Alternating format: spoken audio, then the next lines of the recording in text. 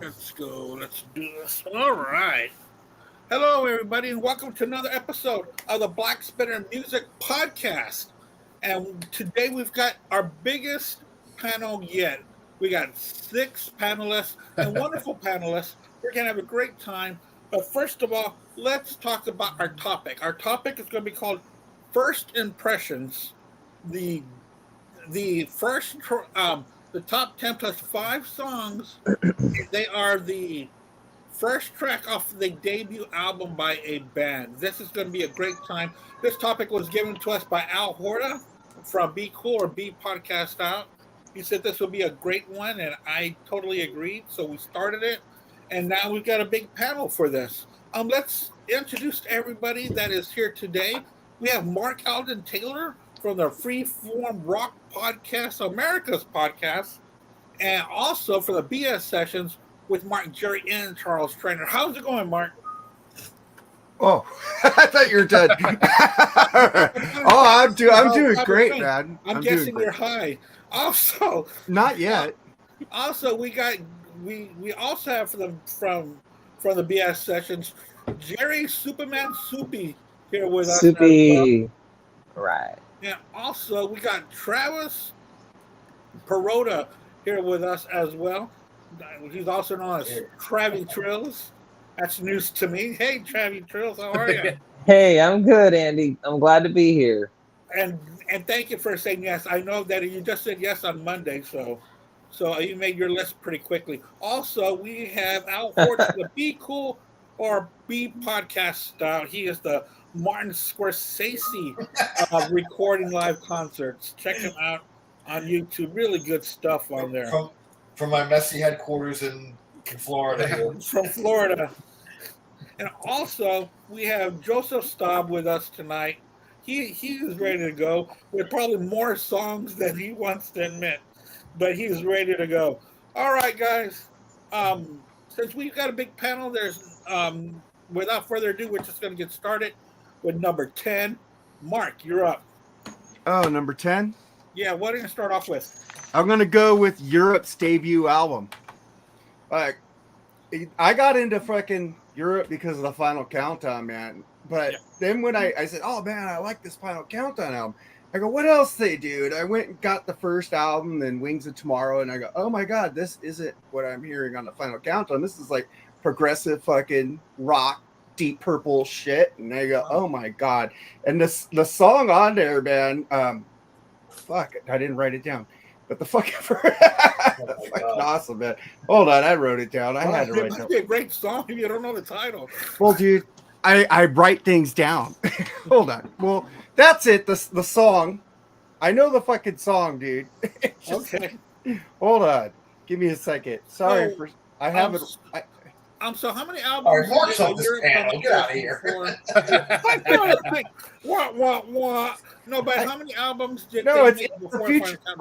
I did write it down. It's in the future to come. The first song on the album, just fucking jamming, dude. Okay. If it wasn't jamming, it wouldn't be on my phone. Hey, so how many albums did they make before the Final Countdown came out? They only made, I think they made the first 2. Then I think Wings of Tomorrow was the third. Final Countdown was the first. So I think Wings of Tomorrow was first, isn't it? Wings of Tomorrow. No, it wasn't first. Oh, this one is 1983. Was Norm on the Final Countdown? Who? Was Norm on? Norm was on the whole Europe, dude, except the album after the Final Countdown. It was another guitar player. Oh, okay. He left for I think a couple albums, and then he came back. They came back. They came back together in 2004. And the thing is, this first album is not neutered like in Final Countdown is. So also those last 2 Europe albums are fantastic. All the albums since 2004 rule. Go back and listen to Start I from like the them Dark, a lot. Secret Society. All those albums are fucking amazing. Look, I'm here, Al. I know what I'm talking about now. I mean, pre-Europe was definitely. I mean, pre-Final Countdown was actually not bad. So, I like can't stand the Final Countdown. I still like that album, but it's my last favorite by them. But because the other ones are far superior. Oh, wow. All right, Sexy Beast. I mean, well, a lot of these bands, you know, I didn't hear their debut album first, which I'm sure a lot of us probably, you know, agree with that statement. But I'm gonna go with Nirvana's Nevermind. That's not their debut All right. album. Their debut. Well, I think it is their debut album. I mean, Okay. Bleach. Unofficial. but okay, I'll skip that one. You're right. Okay, you're right. I always forget about And it. Al, you told me to get off the podcast. Hold on. I'm not a Nirvana fan, so you know I forgot about that album actually. I'm getting deja vu from a show that we did maybe a year or two ago. Best debut albums, and I think Kate picked Nevermind as like Yeah, see, it's not just me, all right. No, I had to shut it down too, bro. So sorry. Bleach is a cool album. I almost picked 5150 debut with Sammy Hagar. Well, that's cool. That's cool. Anyway, that's cool actually because I don't really like Nirvana's one of the bands I don't like on this. Why would you pick that? But well, cause I'm a different impressions about different albums. You don't have to like the album. Well, I know there's albums all you guys picked that I didn't pick. So all right, I'm gonna go with Guns N' Roses' "Appetite for Destruction." Come on, I've got to be there. Yeah, that was probably because I had to put that one on. Yeah. When I first heard "Welcome to the Jungle," I didn't like it.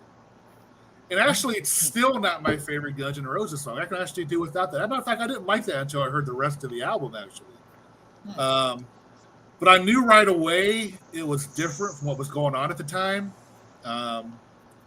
It was definitely what we always like to use on this show, a game changer.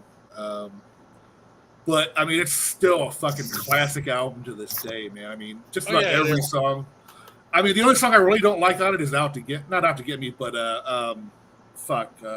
Think About You is the only song I don't that's like. kind of a throwaway, pretty much. But I love that song. Is it? Yeah, well, yeah. But I mean, the rest of that album, besides "Welcome to the Jungle," man, that's like compared to the rest of the songs on that album is kind of mild in my opinion. But anyway, that's my number 10. Okay, Travis, Trills. All right, so my list is going to be all metal. All right, starting off with number 10 from King Diamond's from King Diamond's debut solo album, Fatal Portrait. I have The Candle. I love that song. What a great haunting tune. Great riffage. Love it. I gotta check them out because I've never really given them a chance, but you know, a lot of people talk about them. So I'll give it a. King Diamond's awesome, dude. Thank you, Mark. I love King Diamond. Fatal Portrait would be a good album to check if you out like as well. hearing somebody with his balls squeezed, yeah, you might like King here we Diamond. go. Time to take a drink every time Mark shits on King Diamond. Yeah, right. And I'm going to take I'll take a hit. You can have some more. I'll take a hit and a drink. There you go. Ow, Double up on both. I love you, Mark. All right. Are you on the show tomorrow for Charles? Yes. Okay. Well, you need to talk to me. Charles told me, and you didn't talk to me. So okay. I just said we had a full show, but Big Rush. I'm a huge Rush fan, so absolutely, it's gonna happen. Cool. Al, what are you gonna start off with? Well, this is going to surprise a lot of people, being that they're my favorite band of all time. But I'm starting off with number 10, with "Finding My Way" from Rush, from their first album. Awesome tune. It's an awesome. I mean, like the first time I ever heard it, it wasn't the first album by Rush I ever heard. Yes, Mark, that's great. But when I got it and I heard the fade in with that Alex riff, dude, and then they're just, and Getty was like, yeah, oh yeah, it was like fucking blew me away, dude. I was like, and the song was about like being on the road and everything, and it just like hit hard, man. I was like, what a perfect opening for a debut album. So it's my number 10. I mean, everybody would probably think it'd be higher, but I have so many. There's ones that hit harder for me as I grew up and got into like hard. You know, it's not only metal and stuff on my list, so I cross a few genres here. So, but that's gonna be my number 10. It's gonna be Rush, "Finding My Way" from their debut. Awesome. Yeah, I'm gonna be crossing across rock genres for myself. I got a couple different ones. Songs that we probably all know, but songs that are very important to me. All right, Joseph, your go, man. What do you start off with, man? So kind of similar to everybody else, I'm going to be crossing a lot of different stuff. I purposely picked some stuff that I thought some people might not pick.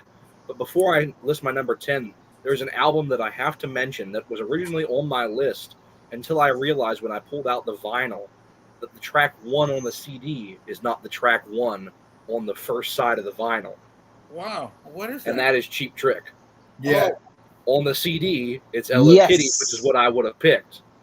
But on the back of the vinyl, side A is the first side, so I didn't want to pick it. So I'm putting that to the side, but I still had What to was the mention first one on the vinyl? Hot Love, I think. Hot Love, yes. Okay. Yeah. Yeah, hot So love.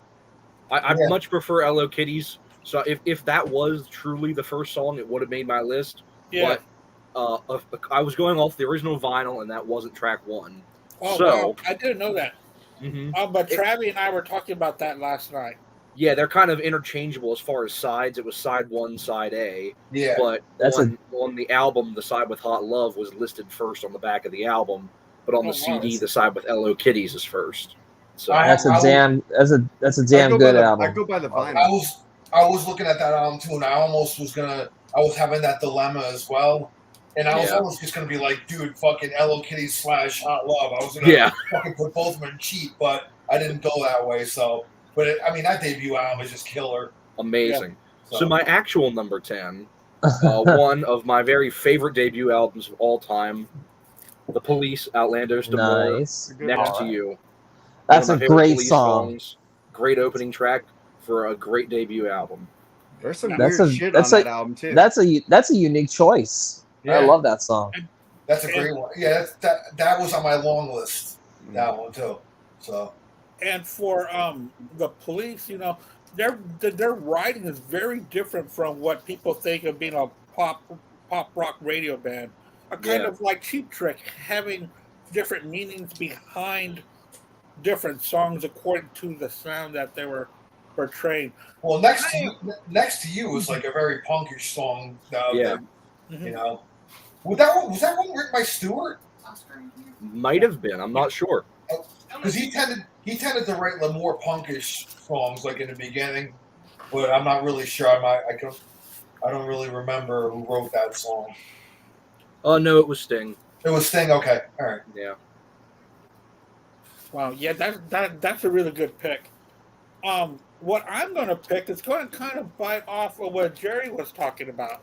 When I heard the news that the drummer from Nirvana was going to be forming a band, I was like, well, no one's going to hear about this band. The drummer is going to have, Right.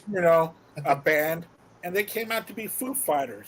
And man, that lead off track that This Is a Call off their debut Great. album. Wow, that's a great. Woo-hoo! a great song. Yeah, that really introduced everything that will come afterwards of what Foo Fighters will stand for and what they have been standing for 20 plus now.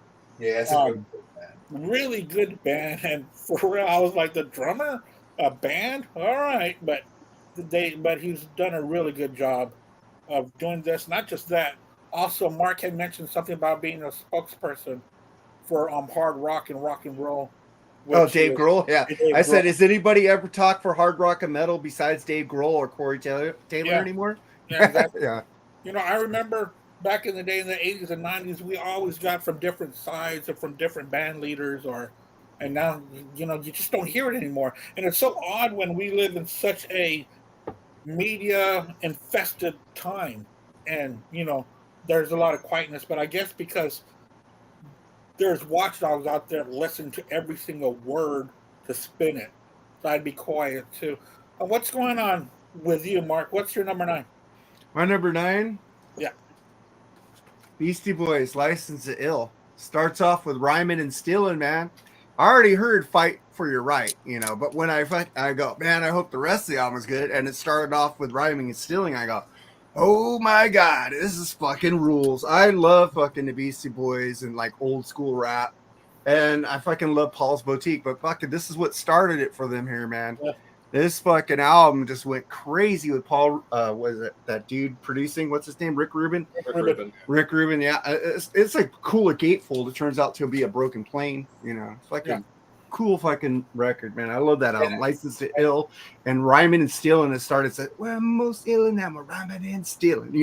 It's like you don't hear fucking people talk about stealing all the time unless you listen to NWA. It's like these white boys are singing about rhyming and stealing. I need to check this out. You know, I did like NWA and I did like Run DMC, but these guys spoke more to me because they were kind of what I am, you know. Yeah, and the thing is that it took me a while to get into License to Ill.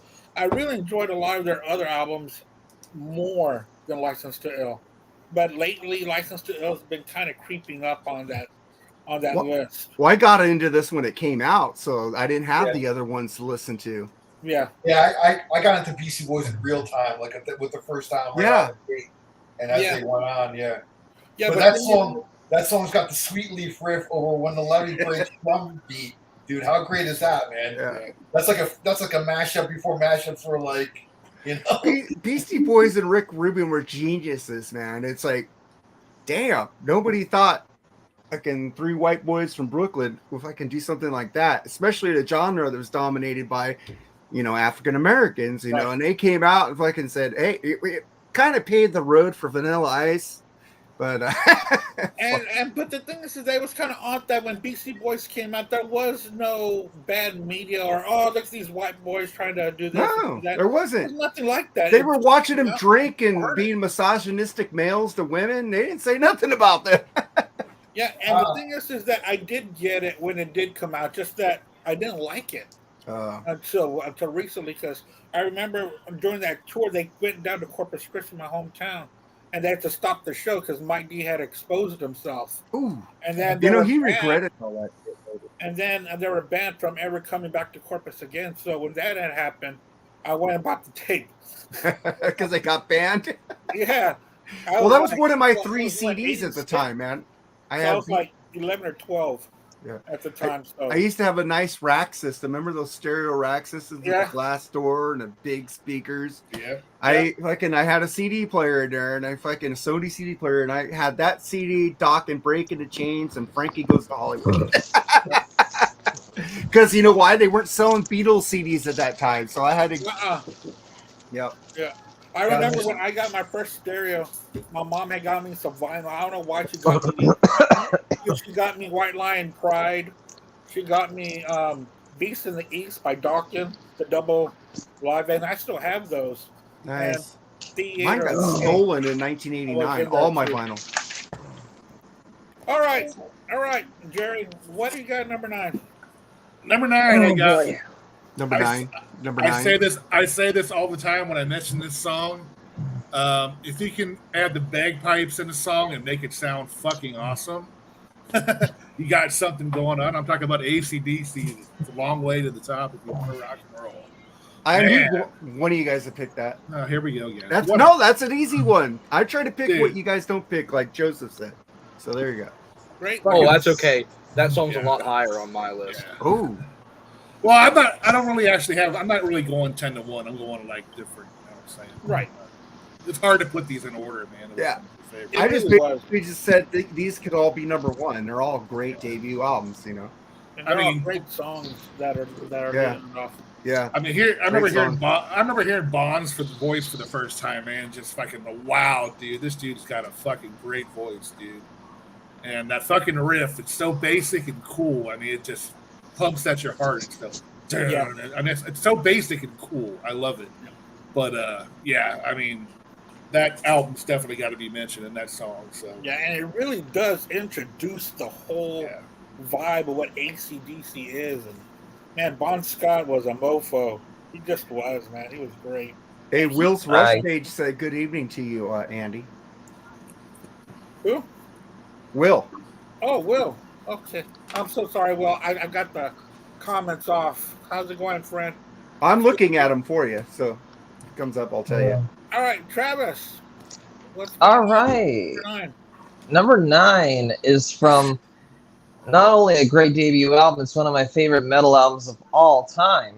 I am talking about Manowar and Deathtone from Battle Hymns. That any song that starts off with a motorcycle revving up, I'm in. So you're in for the Motley Crue, girls, girls, girls? No. All right then.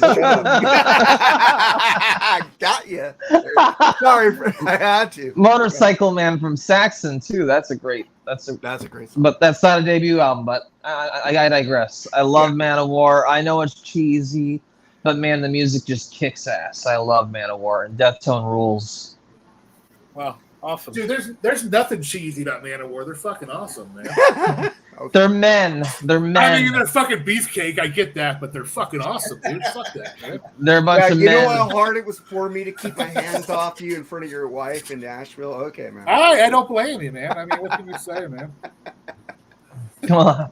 You know, when you're this sexy, you have to expect to be hit on by the other sex as well. Isn't Death? If anybody's a Manowar fan in here, it's about like a Vietnam veteran, right? The song Death Tone. I think You so. were working while I got sent to Nam. I was at the jailhouse and you just worked the job. I love that song. It's just great. I probably need to check out some Manowar. I've heard some, and I didn't kind of like it, but maybe I'll check out the first album just to They'll see blow if I your really speakers, don't like man. it. Huh? They'll blow your speakers. Oh. Yeah, I remember that song. The two Manowar albums I'd recommend are the debut. Honestly, anything up to Blood of the Kings, man. That's all great stuff. Huh.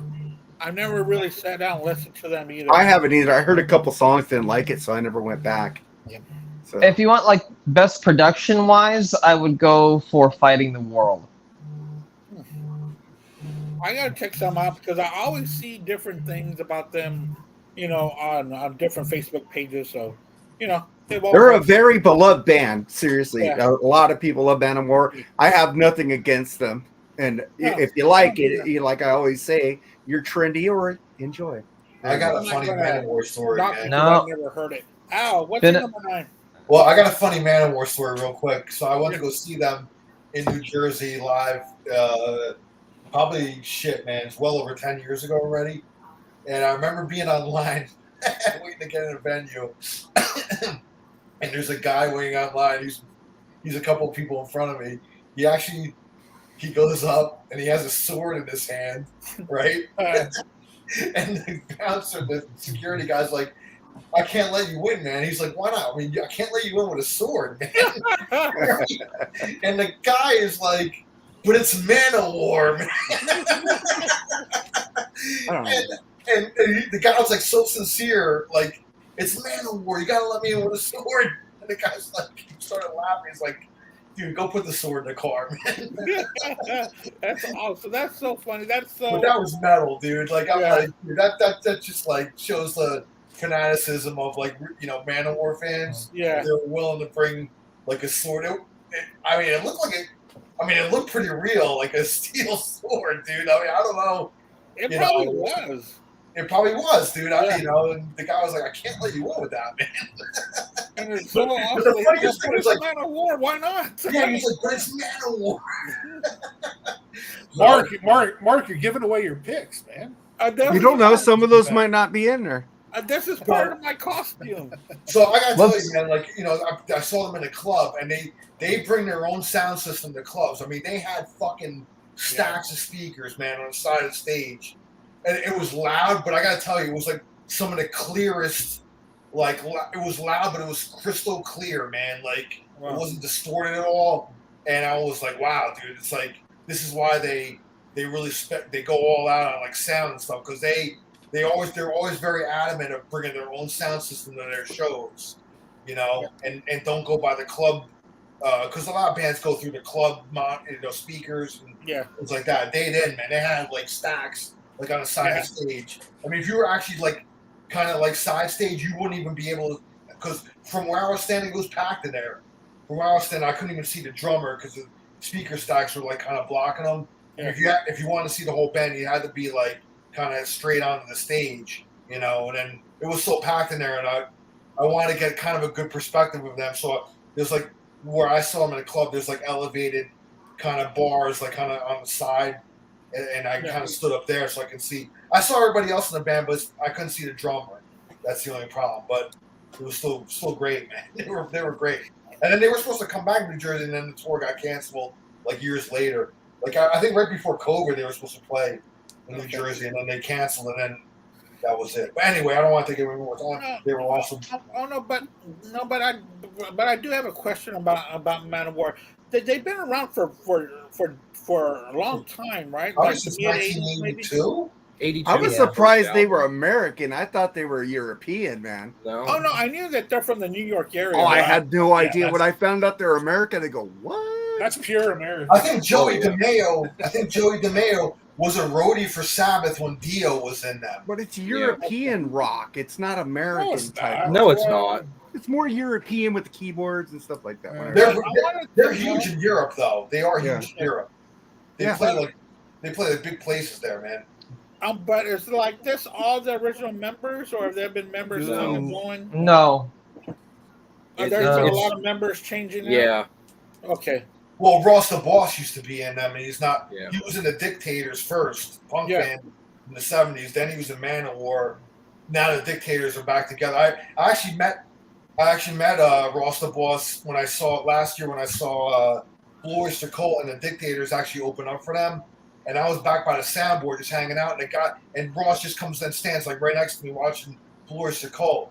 And I was like, "What's up, dude?" And we were talking and stuff. And I actually didn't have my phone on me. My friend had my phone because I took a break from like recording, from taping Blue Oyster Cult. And he was holding my phone with me, and I wanted to get a picture with him. I couldn't, but he was cool though. He was really, really nice guy, you know. So, Right. and he has like solo albums and shit. Ross the Boss, so he's legendary, man. You know, so Yeah, I know that name, and I'm not a Ross. fan of the band. I know everybody talks about Ross the Boss, so Yeah. he's pretty famous, even if I don't know who That, they that are. was like really. that was like the era that everyone kind of like. If you're going to check out Manowar, check out the Ross era. yeah, Like, that's the classic era. That's That's all I the only hear, thing. pretty That, much. that's the only Man of War that matters. Oh wow. Okay. Only one that matters. All right. Well, I'll be sure to look into that when I start digging through a Man of War to go. And through girls, that. girls, girls rules. Right on, Travis. So Al, what's You your got number it, nine? man. All right, my number 9. I'm going with a band that pretty much you can say like they kickstarted the kind of American like alternative scene like in the early '80s. I'm going with REM with Radio Free Europe. Okay. From their Great Rainbow one. album, man. I think that's. I mean, when the first time I ever heard that song, man, I was like, Yeah. "Wow, Fuck these guys are different." And I really like the music, and I was like, pretty. I mean, I didn't get into REM until Document was out, but then I kind of went backwards. I was like, wow, the earlier shit's even like fucking. I'm better. with you on that, Al. Yeah, I'm glad you picked the. I totally forgot about that album, dude. That album Yeah. rules. Yeah. That And song, that song, yeah. I mean, to me, that kind of kickstarted the American like kind of college rock. They called it college rock back then. Right. Then Yeah. B-52s and stuff like that. Yeah, you know, well, B-52s predated them, but really REM kind of bought that Created American college alternative. radio, pretty much. Yeah, Radio Free Europe, man. I think that first song off of Murmur, which is a great debut album, I think that hits hard, man. You know, so Yeah. I love that song. So I'm going REM, Radio Free Europe as my number 9.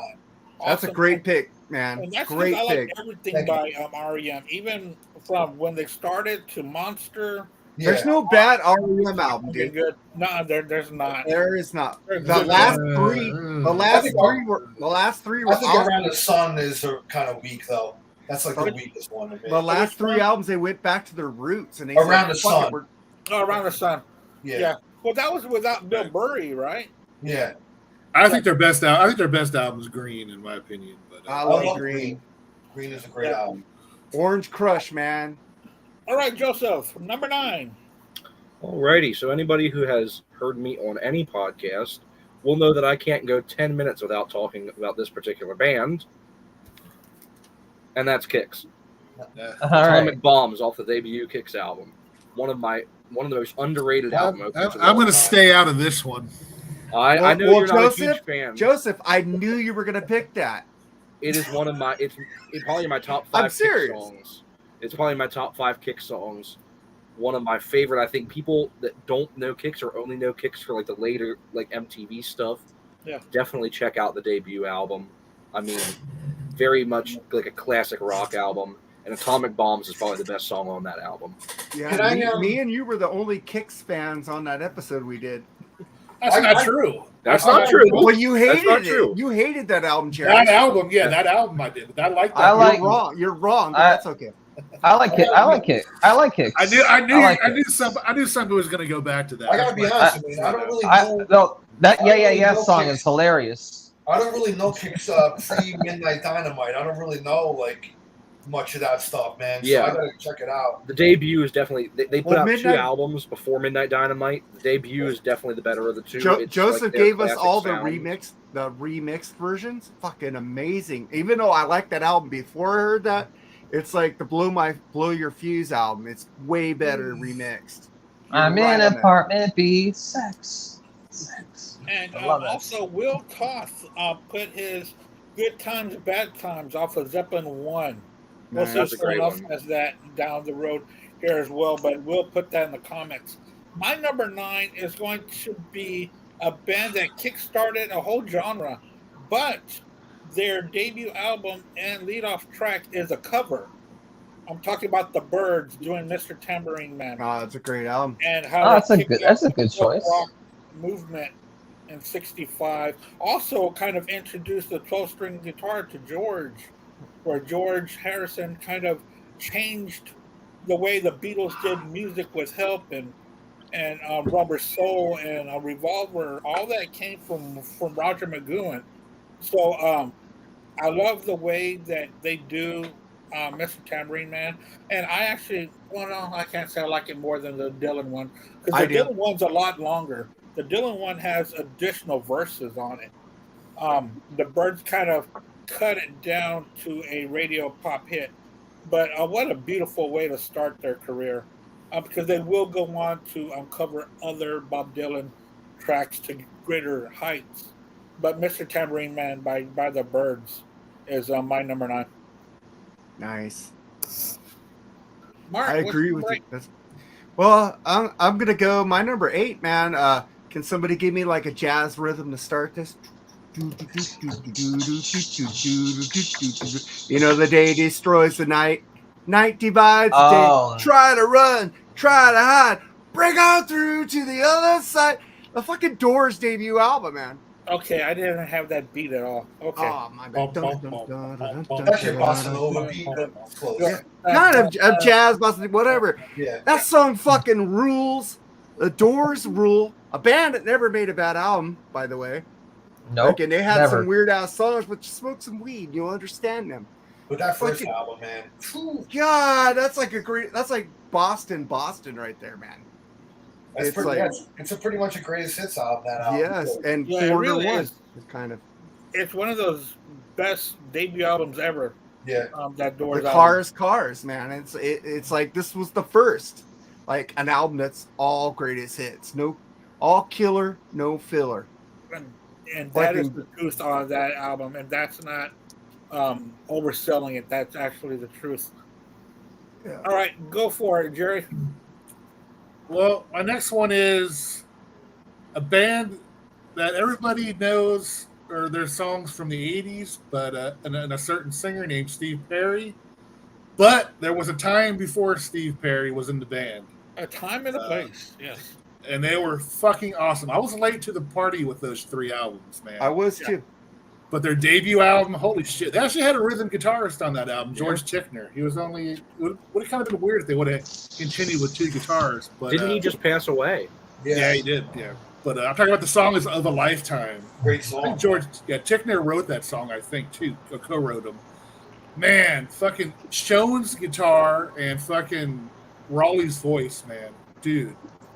People say Perry and Schoen's voice match better, but I don't think so, man. And I love those early jams. They did longer jam sessions back then. Yeah, they did. Fucking great band. Ainsley Dunbar, fucking His drumming Ross on Valerie. his drumming on that's phenomenal, dude. Yeah, it Holy is. shit. Yeah.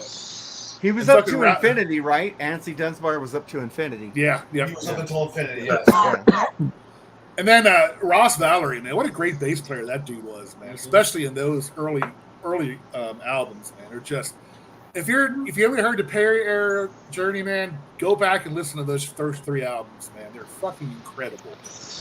Yeah, so listen that to one, Look Into the Future and Next, I think. Yeah, they're called. look at our Man, review of great Look Into fucking- the Future. People need to go hear that review on Freeform Holy Rock shit, Podcast. man. And that's what I love about that album you just showed, dude. They do a lot of stuff from that era, man. That journey through time. I still need to get that, man. I still need to get that. Let's give Joseph. He put it up Yeah. And then I go, oh fuck that! He released that? Yeah, and then it's DVD with it. Yeah, So I went and ordered, and then Jerry saw it, and he went and ordered. It's like Joseph fucking like, oh dude, look at this. And I go, oh shit. Yeah. I never even knew they did a tour until it was over. Yeah. I knew about that. I don't think they ever came to Tennessee, so I don't have a chance to see them. But man, I would have loved to have seen that one, dude. But Holy correct shit. me if I'm wrong. I think Greg Raleigh is upset with that release because he didn't give approval. Yeah. For That's that to be BS released. news tomorrow. Go ahead. Well, But I love Greg Raleigh, but come on, man. It's going to beat you to it. How about that? Yeah, it's Neil's Sure. band, dude. It's Neil's band. Sorry, you know. Yeah. So exactly. You know, I guess he can do whatever he wants, but still, I think Greg Raleigh. But I'm not going to talk about it because it's BS. Oh no, you can talk about it. No, I don't think already we through have. anyway. We have crossover fans on this show. Yeah, it's all right. I hope 'cause was so. already through That'd be anyway. awesome. I just wanted to confirm. That's all. I didn't want to get too. But yeah, into it. check my favorite one of the three out or next. Actually, it's my favorite one. The last one before Perry. But man, Hey check them Joseph, out, King dude. Diamond sucks. Oh Jesus. Well, I wanted him to take a drink. There you go. Oh, okay. All right, Travis. Number 8. Okay. Number 8 is from the new wave of British heavy metal era, and I'm going with Angel Witch with the song Angel Witch. I love that damn song. It's so great. One of the greatest. That's one band I'm not familiar with, man.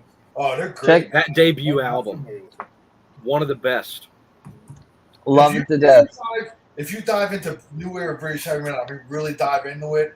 That band is, dude. You gotta listen to that one, dude. And What you know would what? What would you compare him to? Sorry, I'm gonna interrupt you. Well, What would you compare him to? Oh, I was gonna say, it was. I can compare it to another band that I left off the list. I love it, but I was about to put on Diamond Head, Lightning to the Nations. Oh, okay. But you should check out the first Diamond Head Yeah. album too. That's great. No, Also, I like that. I also hear a lot of Saxon in Angel Witch as well. oh, Saxon's so great. Yeah. There's so many great bands in that from that era, man. From that Oh yeah. new era British heavy metal. Saxon's still going, making good albums, man. That Carpe Yeah. Diem was awesome. Yeah, man. Saxon rules. Yeah, it is. It is. Yeah. It's great. They're still putting out great shit, man. I wish Maiden would still put out some great albums. Oh, dude. They do. I love Senjutsu. Whatever. Well, Progressive haters. I love prog, but I don't like that. It's The only really- thing- I like Senjutsu a lot. The only Maiden album that I truly hate is Dance to Death. The other ones, Really? You like those Blaze Bailey I albums? do. I'm sorry. God. Yeah. Falling down, falling down. Those albums. That's I'm a a terrible Maiden- album. I love I'm a- Dance of Death. Right on, I'm Joseph. a Maiden nut swinger, dude. Sorry. I mean, All right, you know, they Travis, can't do that. number 8? Or did you say number 8 already? My number 8 is Angel Witch. Angel Witch, Angel yeah. Witch. That's why we were just talking about Angel Witch. Number 8, Al. Well, Will kind of stole my thunder on this one before, but it's Good Times, Bad Times, Yeah. Zeppelin. What a way to introduce the world to John Bonham, dude. Because that fucking drumming on that, I mean, to start an album, the debut album off of that, I mean, that just goes to show you, like, what a revered drummer he became, doing the triplets on a single bass drum, and it's just phenomenal, dude. And that song is phenomenal. My brother was the hugest Zeppelin fan. And the first time I heard that as a kid, I was like blown away, dude. He had all the vinyl, and when he used to come home with a Zeppelin vinyl, brand new, he used to slit it open. It was so big. It was just a ritual for him. Put it on a turntable, look at the liner notes, all that stuff, and it just made an impression on me as a kid. So Zeppelin was like one of my earliest loves of like hard rock. So yeah, that first album, Good Times, Bad Times, dude, you can't. It's a great one. I mean, it's a little number 8 on my list. I actually went by stuff that kind of hit me as I was growing up. So my list is numbered. So yeah, so number 8, Good Times, Bad Times, Zeppelin. Yeah, that's such a I know somebody else is going to pick that album. That's such a fast track. That's such a good song. All right, let's go on, Joseph, with number 8 for you. Alrighty. So my intro to this particular band, just to piss Mark off, is one of the many 80s bands that absolutely buries Motley Crue. Really? Rat, Out of the Cellar. Oh, la la. Wanted Man. One of the best songs on the album. Perfect introduction to what Rat was. I mean, there's nothing better than cracking open this album, putting on and hearing that intro to Wanted Man, and just Stephen Pearcy's vocals, Warren DeMartini's guitar. It's such a great, great song. One of the best albums of the 80s, in my opinion. Great opener. I agree. That's a great pick. And I also thought one of you guys picked that. I That's an thought awesome that'd be pick, Jerry or Yeah, Al. and thank you for showing your vinyl. I was gonna pull my stuff out, but I'm going through a journey with my vinyl, so I'm trying. I got most of it out. So I'm trying not to pull too much stuff out because I never put anything back in. That's why I don't do it anymore because that's my problem. I got stacks over there. Yeah, it sits around for like a few days after the show, and it's a pain in the ass. I saw Mark had put some stuff up and cleaned his up, so I said, I might as well do mine. I ain't doing nothing, so I'm trying not to take that much out because I still have stuff on the floor, but it looks like I can walk in here now. If it's like we're talking about one artist, like the all Led Zeppelin ranking out, I'll pull all my Zeppelin out. That's easy to find, you know. What I mean? But, you know. But my number 8, I got back here. I remember the first time I heard this band, it was just amazing, and the album 10 by Pearl Jam was just kind of changed so much. And the song Once was just on my original list. It just came right out of the box, man. You know, with the kind of, I guess, kind of mysterious swaying rusty door. It is so great, man. So I'm going with Once by Pearl Jam. Another one by Will, the Emperor of Wyoming, off of Neil Young's debut album. Great track. I didn't put Neil Young on here, which is very surprising. Wow. But by the way, Mark, nice catch. That wasn't their debut album. I know. I fucked up. I was wondering why he was putting that out, but I fucked up because well, whatever. I thought I had that one. I was wrong. I grabbed the wrong one. Mark, number 7. Number 7, Dokken, Breaking the Chains, Not Under Lock and Key. That was one of the first CDs I had. It's like I got, because there was no fucking Beatles to buy back then. So I go, what else do I want? Oh, look, Dokken, because I already had Under Lock and Key on tape. So I got Breaking the Chains on CD, and I fucking love Paris is Burning. The fucking title track is the title track. Breaking the chains around me. That video is so fucking cheesy. My God. I love that. I love that chick in the video. She's awesome. Oh yeah, she's hot. Yeah, but Breaking the Chains is my number 7. Great one, man. And then like after that, man, when they came out with Tooth and Nail, dude, that album. Yeah, I have 2 copies of that album. Great. I'll trade you something. I got to figure out which one is good. Maybe Breaking the Chains and not Breaking the Chains. Tooth and Nail and Back for the Attack are the best. Yeah, I like Breaking the Chains has good memories for me because I like that song. Of course it does. Yeah. I like Felony and I like Paris is Burning too. Yeah, that's great. No, but it's true. Breaking the Chains has a lot of great memories. Knight Rider. Albums that bring us really good memories. It might not be the best of everybody. No, I think Under Lock and Key is their best, but Breaking the Chain, Tooth and Nail, it's like tied almost kind of. Those 2 albums, man. Man, that Under Lock and Key, when MTV would play forever that video of In My Dreams, because it was always on the dial MTV Top 10 like for years. The one that I saw a lot was like It's Not Love. That was a badass video. That was a badass video on the back of a truck. Yeah. And they were just playing, and I go, look, that's LA. That's rad. I want to go to LA. I want to see Tower Records. They showed me all that in that video, and eventually I got to go to that Tower Records. Yeah. I got to see the Sunset Strip, and it was fucking awesome, like the video showed it was. All right? Now it sucks. Back then it was great. All right. Now it's TikTok world. It sucks. Jerry, what's your number 7? My number 7 is from a band that kind of came between the glam era and the grunge era. I remember when I first heard this riff, I'm like, wow, dude, it's a fucking high. It's a cool open G tuning in the opening riff. I loved it. I'm talking about the Black Crowes, Twice as Hard, dude. Nice. That fucking song rules. That riff is awesome. I haven't heard tunings like that since the 70s. I mean, the tunings they use are just fucking awesome, dude. And that's another banger album that's got chock full of hits all the way through, man. Yeah, it really does. It was a great debut. It really was. Jerry, have I told you how much I love you lately? Because I knew you were gonna pick. That's why. Well, I mean, dude. I mean, as a guitar player, man. I mean, I know how much you love that album. I always appreciated bands that use different tunings, man, because that's fucking cool. I mean, that's always, awesome. Thank you for picking that, Jerry. Yeah, but anyway, really that's good. mine. And Travis, number 7, Lucky 7. Number 7. Now, a lot of people. Okay, technically, this is an EP, but this album is always included whenever somebody's ranking the albums of this band. I consider it their debut. And it's Queen of the Reich from Queensryche. Fucking awesome. That's that song with that opening scream from Jeff Tate. Damn, it's so good. Yeah. And honestly, the song Warning, I love that song, but I hate that echoey warning.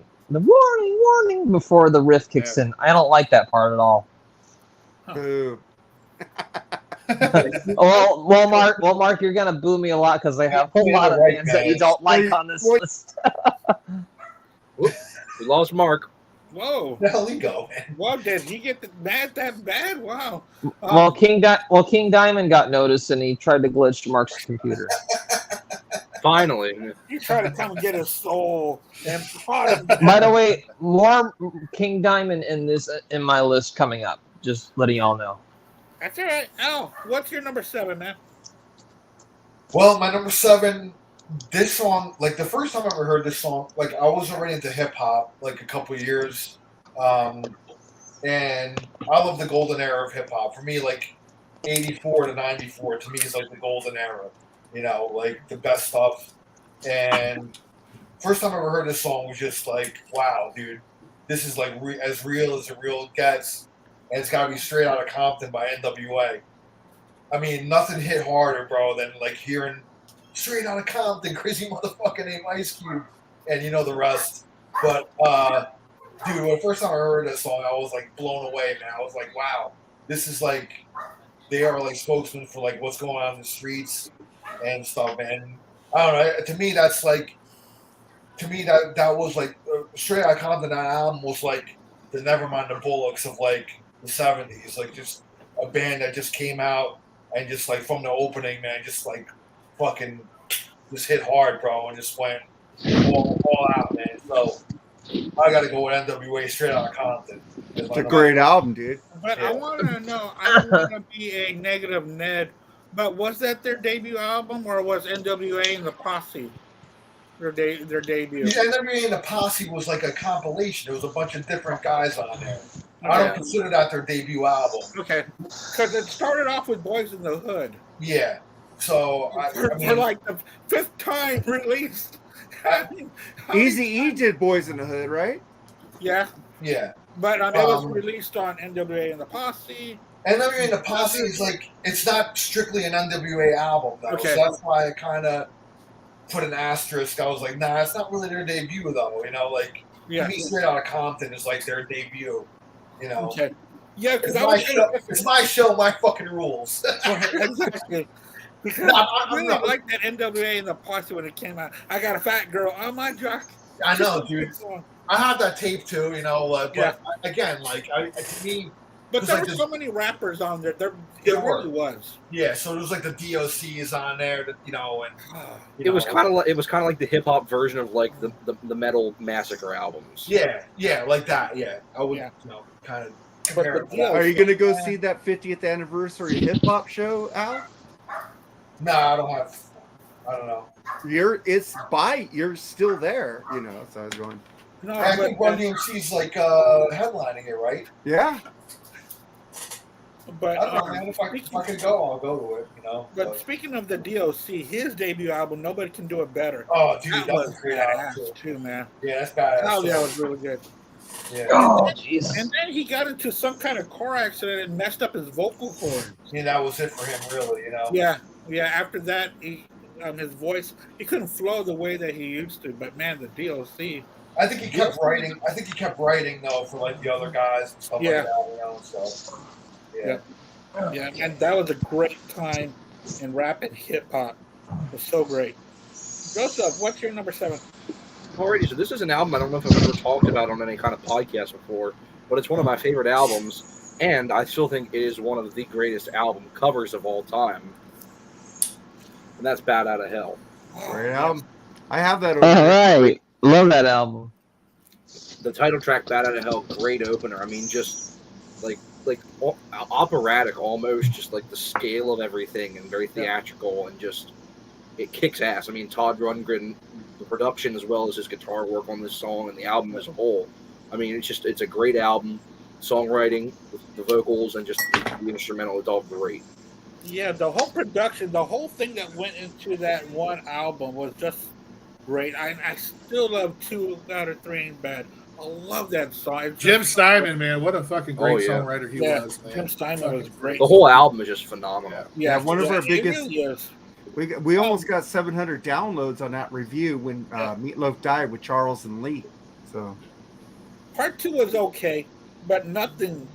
No. Was Meatloaf never did anything as good Part as 2 Bad sucks. Out of Hell. yeah, well, he did Ted Nugent. Ted Nugent was awesome. That predates. I still, Bad Out of Hell. yeah. Oh, I still prefer and Hopatootie from Rocky Horror. Yeah. My number 7. This band has been getting a lot of shit for about a year or so, but it can never take away what they did in the beginning. Talking about the debut album by Motley Crue, Live Wire. Great one. That track, no one had heard of Motley Crue yet, and when that track came out, which I think was released as a single, is that correct? Yeah. He has a video. Man, it was just that's a good song, and that was part of my childhood, and I kind of lost favor with them after because I wasn't a big fan of Dr. Feelgood, so I kind of after that I just went away. But the first 3 albums I love so much, so I'm gonna go with Live Wire. Yeah, that's the thing with all the Motley Crue nerds out there. Everybody in the not so Motley Crue fans, they all agree on those first 3 albums out there. Oh yeah. There's Motley Crue nerds. Oh, jeez. Yeah, they're Oh yeah. People get mad when I talk One of shit them's about right above you, Travis. Hello. I'm sorry. Oh man, but those first 2 albums, you can't go wrong. They're phenomenal. I think you can, but I I'm not love a huge I fan. love fucking Theater of Pain. I love Theater of Pain and Girls, Girls, Girls like you do. You like that motorcycle and the Girls, Girls, Girls. I don't even like this whole album. I just Oh, come on, a dance rules. Oh no, I can't Girls. jump out a window, Mark. My God. You know that was a joke, right? Of all the songs. It's called, it's called sarcasm, people. Get it. Mark, number 6. Number 6, I don't know. I see Al maybe picking this coming up. But fucking you got Badlands, the debut album by Badlands with High Wire. High Wire, baby. That's a great song. man. Another That song- band better than Motley Crue. Yeah. Well, yeah. But this song is just like, High Wire over Live Wire. oh god, that voice, that guitar, great chase on a bass. I got that album fucking rules. There's not a bad song. It's a fucking perfect album. That's one of my favorite albums of 1989. And you can't buy it. I fucking don't own it. I have it digitally. I want the fucking vinyl and I want the CD, man. I This got the album CD, fucking- man. I've had this CD for years, man. I have the tape and the CD. I lost all my shit when people stole from my car. Uh, So I had that. I had it twice. I had that. All the fucking Badlands. But fucking High Wire. Voodoo Highway is good too. Huh? Voodoo Highway is good too. Oh, Voodoo Highway is awesome, but that's not their debut. The debut I'm album just pointing it out. It needs more love, man. People need to come back and listen to that album and get them to fucking put this shit out again. And you know what? don't I know. listen. One of the few Eddie Trunk interviews where Eddie Trunk just shuts up and lets somebody talk is when he talked to Jakey Lee, and Jakey Lee brought up Badlands. And he said, you know, they should still release those albums, but the money that goes to Ray Gillen should go to the families of the groupies. Mhm. It should go to the family. So, yeah, why should would we be robbed just because of a bad decision that Ray Gillen made? You know, Yeah, I the think other those albums three, are fantastic. just Gary Glitter's Ray Gillen, still on Apple Music. Come on now. Ray Gillen That's- part of the album should go to the families, and the other three should be able to make money off of that, man. Exactly. It's like you get like pieces of shit like Gary Glitter on Apple Music, yet Badlands gets a no. Yep. yeah. They ain't streaming anywhere, dude. Luckily, I have the digital copies. Me too. But fuck, man, that is they didn't make a bad album. They fucking rule. Ray Gillen, you're an asshole. What the fuck, man? You ruined a great band. Probably would have been up there with Zeppelin if you guys would have kept going, man. What? But He was great in his time with they he were was great in that, his they time with were Black that Sabbath good, too. Andy. Badlands Zeppelin? was that good. Zeppelin. Dude, come on, man. What are you I sliding put them over up there. dude? No, I'm not saying them they up there. could have been as big as Zeppelin. Okay. Didn't say they were better than Zeppelin. Okay. Okay. He was also great in his time with Black Sabbath also. Yeah. Well, Great. from what you can hear from the demos. Yeah. From the So that's my number 6, Number the 6. Badlands debut. Highwire, the song that started it. Jerry, you're number 6. Yeah, I'd be surprised if I'm the only one that picked this one, but man, this was a fucking killer debut album, man. Let the good times roll. Oh yeah. Cars Oh. debut album, dude. Holy shit, what a great album that was. I mean, that's like every song on that just about was either a radio hit or a hit somewhere. Yep. I just found out today. I was looking, not today, a couple of days ago, that the first 3 songs are all 3 minutes and 44 seconds long. What are the odds Oh, of that? wow, happening? really? Yeah. Well, Rick Ocasek is a genius. It was Good Times to Roll, My Best Friend's Girl, and Just What I Needed are all 344. It's kind of weird. wow. Oh, never knew You that know, before. we really had a really good vinyl battle between That that was one good. and their sophomore album. But, and off that Okay. album, we talk about it all the time. Moving in Stereo, Phoebe Cates, Fast Times at Ridgemont High, man. I mean, come on. Yeah.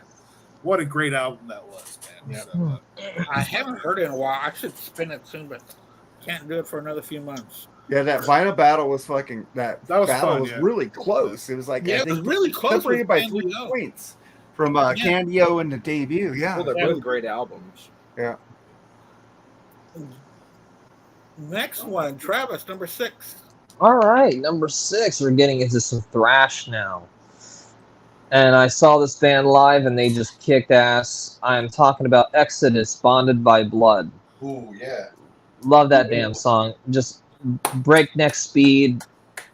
Love it to death, man. I didn't. That one went I over was- my head. I didn't even consider. I was that. like 10 Neither feet did I. away. I was like 10 feet away from Gary Holt when I saw them. Wow. Yeah, my buddy got his guitar signed by him. It was awesome. Nice. Pretty sweet. Bottom of My Blood, man. That's a fucking killer song, man. God, And Murder in the front row. that album should have been. That album could have very well been the first thrash album because I think they had problems. I mean, it didn't come out until '85, but I think there was something getting that album released. It took a long time. Yeah. I don't think it would have. I don't think it would have been out before Kill 'Em All, but it would have been out in '83, I believe, if they had, because they already had it written at that time. And for some reason, I don't know what happened. I don't remember the specifics of it, but it was like some sort of delay for it coming out, and it didn't see the light of day until like '85. So it was kind of a little behind. But I mean, that album should be right alongside Kill 'Em All and Show No Mercy and things like that, dude. Like, In my mind, it is. You know, I mean, you know, it's one of the greatest. I remember something like when I was showing up to the venue where Exodus was playing, I saw Steve Zetro in the bus, and he just poked his head out the window and he just hocked a giant loogie right onto the sidewalk. Now that's You should have picked it up and put it on eBay, man. oh god. Scooped it up. But that first Exodus album, Get it hard and then sell it. Yeah. that first Exodus album is still the best in my opinion.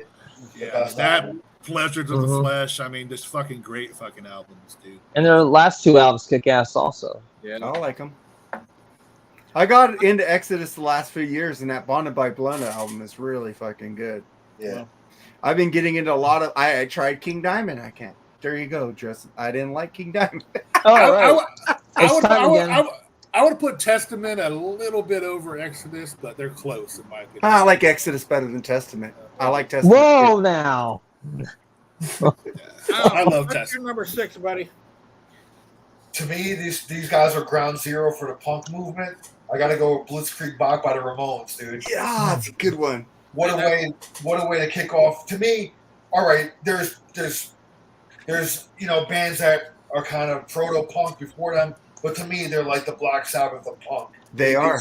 They spawned the genre before the Sex Pistols, and Sex Pistols went to go see them and form the Sex Pistols because of that. So did the Clash, right? Clash did the same thing. So many bands formed out of when the Ramones went to England and played there for the first time. And to me, the first album, Blitzkrieg Bop, come on, dude, you can't deny that song. That's a killer debut song. Just comes out, buzzsaws through you, dude, and that's it. Right on, man. Right on. That's a band. That song's one of the original earworms, man. We need to review that album, man. I mean, how many times have people gone, "Hey, ho, let's go"? Yeah, exactly. And speaking of proto punk, as Iggy Pop in the Stooges, 1969. 1969, baby. Yeah. They got a new documentary on Amazon Prime about them. Radical. What, the Stooges? Yeah, the Stooges. It's pretty good. I haven't finished yet, but what I've seen, Iggy Pop is giving interviews and the whole thing, and so is the whole band. So it's really all of them. So it's pretty fucking cool. Yeah, I gotta check that out because I like the Stooges. Yeah, they have a documentary on Amazon Prime. Joseph, what's your number 6? Alrighty, where's Charles when you need him? Don't tell me you love me. Don't tell me you love me. That made my Oslos because I knew you Night got. Ranger. I'm feeling for Charles. I'm feeling for Charles. Coming to a rib fest near you. Fuck you, Charles. Hey, I saw him at Bike Week a couple weeks ago, so it's not a joke. Hey, I love Night Ranger. Fuck yeah. This was originally one of my alsos, but since somebody already mentioned Live Wire from Motley Crue, I decided I would mention this on my actual list instead. So, Night Ranger, Don't Tell Me You Love Me. I really thought Jerry was going to pick that album because I put it on my alsos. Who says I didn't? Yeah, I know. You and that dude, what's that guy's name? Jeff Watson? Jeff Watson, yeah. Best guitarist ever in Night Ranger. Man. Oh, fuck off. And speaking of my number 6, Jerry was just talking about the Cars, Rick Ocasek. Well, Rick Ocasek produced this album. I know what it is. My number 6 is going to be Weezer, the Blue Album. My Name is Jonah. Oh, I love that song. There's been so many times that I've seen Weezer, about 5 times. And about 8 times they've started the set with My Name is Jonas. Joseph hates that album, right, Andy? Why do you think I'm drinking? He was on the review with us. I asked you, Andy, but you couldn't get on, so I asked Joseph. Yeah, it's a great album. I love it from beginning to end. I'm a big Weezer fan. I've seen them at least 5 times. I've seen them in big places. I've seen them in a small club. I've seen Foo Fighters open up for them. I've seen them so many different times in festivals. They're great. I love that album, and their second is better. I have a new appreciation for Rivers Cuomo. Is that his name? Yeah, because you saw him play guitar. Yeah, he was on a video the other day, and he was fucking jamming some Yngwie Malmsteen, and he was nailing it. Dude. That surprised the hell out of me. Oh yeah, that dude can play something. I will give him that. That's the guitar player, the Chris Shiflett's YouTube show, Shredding with. Is that what it was? Shredding with Shifty or something like that? Yeah, something like that. You saw that too then, huh? Yeah, so the first episode he had Alex Lifeson on. He broke down the Limelight solo. And then I just saw the Rivers one, and Rivers was doing Yngwie, dude. I was like, exactly. Holy shit. I mean, You could tell he hadn't played it in a while, but he was still nailing it. You know what I mean? I knew that he was a shredder before Weezer, like in the 80s. Yeah, that's the stuff that he was into, man. Yeah. You know, and it's I guess in the 90s he went where the money was. So, yeah, it worked. I got a couple of the CDs called on Rivers Cuomo Alone, where he released home recordings and some B-sides with him playing guitar. It's pretty sweet. I think Rivers is a fucking genius, Andy. So yeah, he's super talented, man. He's very. I love that album. Charles loved that album. Joseph did not. So. Is that the Buddy Holly album? Yes. Yeah, that's the blue album. Yeah. I like half the album. Joseph was hilarious. Why he didn't like stuff, so I liked it. I try my best. Also, Will Toth had put "Lovesick Baby" by Stevie Ray Vaughan off of Texas Flood as one of his picks. Yeah, it's a great pick too, man. Yeah, that's really good. All right, number 5, guys. Number 5, my turn. Yeah. Well, I had Cheap Trick, but I took it off because you guys were talking about it, how it's confusing. So I said, you know what? I'm going to change it with one of my favorite albums, like in Damn Yankees debut album. I fucking love this album. To Charles Chagrin, because that was the first. Coming of Age is the debut. Right? I was just about to say because Coming of Age started this fucking album. Like in Little Sister, it's a stage, don't you know she's coming? That fucking harmonies of Jack Blades and fucking Tommy Shaw's. Night Ranger still plays it live. Ear fucking candy Coming of Age. It's like you hit this and then you get in a bad reputation with Ted with that killer riff. It's fucking this album there's not a bad song on this album. I fucking love this album. I love Coming of Age fucking like yes. I was waiting for this album when my radio station announced Tommy Shaw, Jack Blades, and Ted Nugent got together to make a supergroup. I was going, fuck yeah. And as soon as this came out, I was first day buyer. Fucking love this album. Jerry, what's your number 5? Okay, in the horror genre, I think you yell out 3 times, wait. Bloody Mary, Bloody Mary, what? Bloody Mary. Huh? You look in the mirror. You got to look in the mirror. In the dark. What kind of genre? Horror movie. Oh, horror. I thought you said Gary, you got that wrong. You got to go Not in the horror bathroom, movies, look in the horror mirror, movies. turn off the light. But if you want to sum up the metal gods, all you got to say is Black Sabbath, Black Sabbath, Black Sabbath, man. Fucking great debut album, great fucking debut song from one of the godfathers of metal, dude. They fucking rule, dude. Yeah. That album is fucking great, dude. I love that album. One of my favorite albums of all time. And the fucking Wizard just matches Wizard NIB, man. This is fucking loaded with great metal riffs, man. Fucking love it. Side 2 to that album is just fucking. It's like you kind of get lost in it. It's so amazing. Well, until they get to those last 2 albums of Black Sabbath, they were perfect. Even though I do like those last 2 Black Sabbath albums, they made perfect albums until you like them with Dio better, don't you? Oh yeah, I love Heaven and Hell, Mob Rules, and Dehumanizer way better than anything Ozzy did with them. Oh, you see, I'm the complete opposite. I can do without the deal. Oh, I'm going to take it a step. I'll take it a step further. I like Headless Cross more than Heaven and Hell. Oh, Tony Martin. Yeah. Come on, Dio. I love Dio. I love Heaven and Hell and Mob Rules. But I just, Headless Cross. What about Dehumanizer? Dehumanizer is fucking awesome. I'm not the biggest fan of that album. What?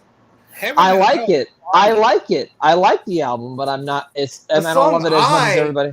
Beats anything. Fucking love Dehumanizer is definitely on the lower half of their discography. Oh, I love Thank you, Joseph. No, it's a good album. It's a good album. Come on. What are you comparing to all those? By the way, Volume 4 is probably my favorite Sabbath album. But more on Black Sabbath later for me. All right. I got the box set right there, dude. Great. my turn. All right. Ozzy's on Sabotage. Yeah. All right. Number 5. Again with thrash. I mean, say what you will about this band and the mistakes they've made. First thrash album, I don't care what anybody says. Metallica, Hit the Lights. Damn. First thrash album. Don't fuck with me. That's the first thrash album. Kicked Ever. off the genre. Everybody agrees on that, man. Yeah. And whoever says Metallica sucks, I'm like, you listen to those first 3 albums and shut the hell up. Well, Saint Anger does suck, but yeah. Well, I yeah. know, but those I know, but the other they do suck. But those first 4 albums, man, Well, I like Load and Reload, but there you go. oh God, oh my. All right. Well, nice talking I to don't you, like. Mark. Yeah, I don't like it, but I like Hero of the Day for some reason. I don't know. But hit the lights is just a great breakneck speed. It is. That whole James album is.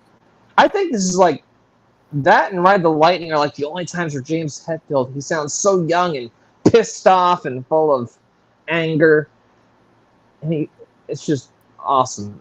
Yeah. I think the first 2 albums, James sounds just so great on it. Good Well, pick. Hit the Lights is what got me into Metallica. So Good pick. I agree with you. I didn't pick it because I Radical. thought other people would pick this. What's your number 5? This one's been mentioned before, but I remember first time I ever saw the video, and I was like, "Wow, who the hell are these guys, man?" You know, and I just got to go "Welcome to the Jungle" by Guns N' Roses. You know, I mean, say what you want. I mean, the song's overplayed or whatever, but the first song on their debut album. I mean, you seen that video? I was like, this is the start of like something kind of different, man. Everything got grittier after that. Yep. You know, things were like getting a little too glammy, and they brought it back down to the street level. It was like kind of like the Stones on like steroids, man. You know, Stones and like Aerosmith. You know, fucking on steroids, dude. Like Yeah. just taking that formula and just kind of re-injecting, you know, the hard rock metal scene. So yeah, that's it. I mean, it's been over talked, but you know, you can't deny that song ever. So No, you really can't. yeah. So that's my number 5, right? Yeah. Yep. Joseph, what's your number 5? Another one for Mark. His clearly his all-time favorite singer. I know. love that album, dude. I love that. I just like Dio better. No problem, man. I think this is better than Dio Sabbath too, Mark. Oh God, no. Oh yeah, I think so. You know Heaven and what? Hell, I agree. That album. This and Diary of a Madman are both better than Dio It's Sabbath. got some clunkers. Yeah. It's got a couple slow songs on it that kind of suck. So does Dio Sabbath. No, Yeah. it doesn't. I'd also say Bark at the Moon is better than Holy Oh, Diver. God. Oh, I know. I'm Come just on, kidding. I'm Rob kidding. I'm kidding. I'm kidding. I'm The only kidding. song But that is anyway. bad is E5150. I'm kidding.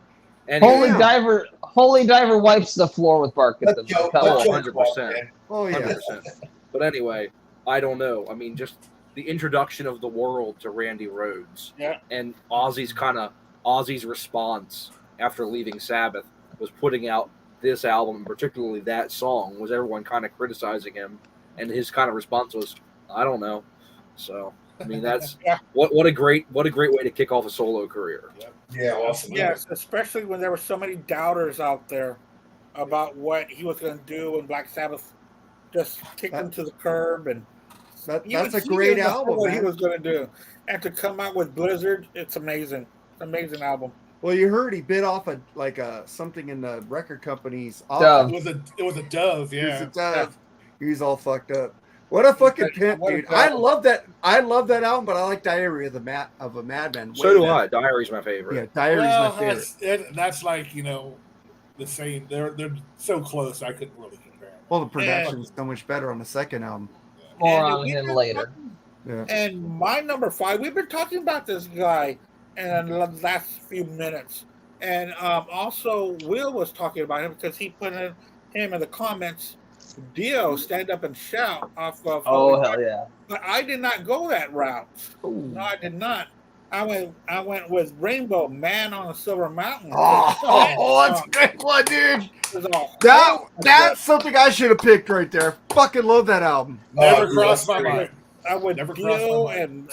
and Richie Blackmore. Fuck It was yeah. just a match made in heaven with those albums that they released. If you want to hear some great Rainbow with Dio, listen to Rainbow in concert. That is just fantastic. That's like Deep Purple on steroids. The Germany concert was great too. Oh, I love Rainbow. I had that one. I got that in concert. So I went with Man on the Silver Mountain. What a by waste. Rainbow as the debut album of Rainbow. And of course, Rainbow would go through changes. But, you know, I've got nothing against Dio. I love Dio. But when it came to Sabbath, Sabbath belongs to Ozzy, period. Yeah, I agree.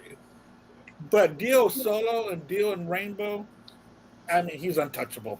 And Sabbath. Yep. So that was my number 5. Number 4, Mark. Number 4, man. I feel so trendy. Because a lot of you guys have picked this album already. But I could not deny this because I bought this not because of the song, but when I did hear Welcome to the Jungle, because I used to go to Tower Records. That was like my second home. They have this free magazine they give you called Pulse. And they tell you the new releases that were coming out when you came into Tower Records. Yeah. And I saw this this new band Guns N' Roses, and it showed the 2 album covers, and I go, oh, that's cool. But then when I put it in the car, when my mom I bought the original one. I wish I still had that cassette with the robot and shit. I bought that cover because I thought the album cover so badass. But when I put in Welcome to the Jungle, I go, oh, this fucking rules. I didn't even see the MTV video yet. I just bought it. That's the only album I think I bought by album cover. I said, oh, this looks cool. I'm going to buy that. It looks badass. So, Welcome to the Jungle, man, was I didn't know what I was going to get. Yeah. I didn't know what I was going to get with this album. I bought it unheard. First day buyer. I bought it. I go, oh, this is good. And they started cussing. I kind of ejected the tape in front of my mom. Oh yeah, it's so I'm easy. Innocent. And I go, okay, Mom, we're done with this cassette. Easy. Let's put it in It's so Helix. easy. That second track, dude. It's like I think I bought Helix Wild in the Streets at the same time. And I said, let's put in this cassette. But Welcome to the Jungle was like, damn. And then I saw the video a few weeks later. And go, oh, this is fucking badass. You know, a lot of people talk about Appetite for Destruction, this and that, but dude, it's a fucking great album. It's one of the greatest that I know of. Period. Well, I feel I'm trendy picking it, but we're good. That's not trendy. You love it. The number 4, Jerry. Oh man. When you put your headphones on, you hit the fucking CD play button, and you feel like you hear this fucking train coming at you. Then you hear this distorted bass. Dun, dun, dun, dun.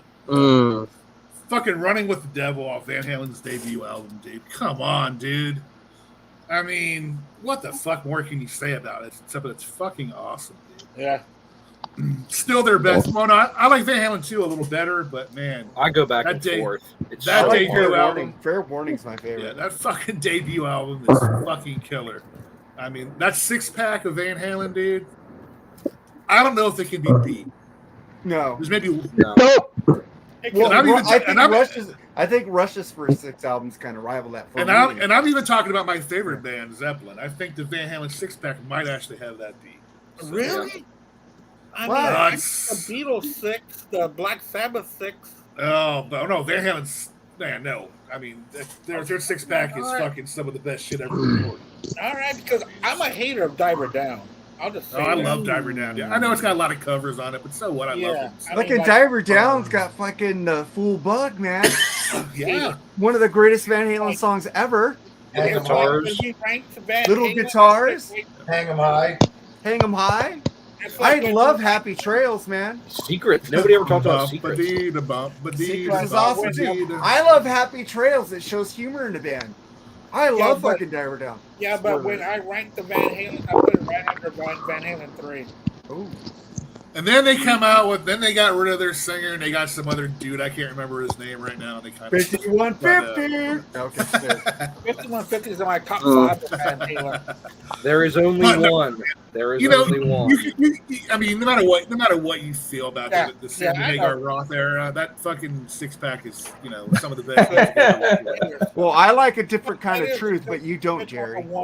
Actually, I don't hate it now. I've listened to it a few times since then. It just sounds like it's put together in 5 minutes. No. The production and the mastering is just really weird. Well, but the songs are good though. That tattoo song annoys the fuck Well, out take of me. tattoo that- out of the equation. That's Well, the was issue. solid. That song right there. Is the Stay issue. Frosty. I mean, it's just some. I Stay don't know. Frosty is awesome. Those It's like lyrics that was David that was wrote? so 70s and 80s title. Whatever, dude. I mean, Dude, that's what people want. They don't want to hear new shit. I did. but yeah. Anyway, I'll be surprised if none of you guys didn't pick that one, later on. But that's Yeah, fine. you know I am. Well, I knew a lot of you guys had picked that. I was kind of trendy with the Guns N' Roses, but I knew you guys had picked that Van Halen one. So that's not even on my list at all. But All it's right. great. It's a great pick, Jerry. It would have been on my list. Thank but you. That's all you got to fucking say. It's a great pick. I didn't pick it because I knew one of you guys would I pick wanted it. to talk about it some more. Travis, what's your number 4? Well, Jerry, you brought up the distorted train, right? Yeah. Right. Well, that after the distorted train left, it ran over Sammy Hagar in a perfect roll. All right. I was gonna not tell any Sammy Hagar jokes, but fuck I it, gotta man. just bring this up, man. Every time fucking Van Halen's brought up, it's got to devolve into a Sammy versus Dave. I purposely. Nobody's even talking about the Sammy era right now. Sammy gets ratings, though, man. Dude, Sammy gets ratings. It does, God, dude.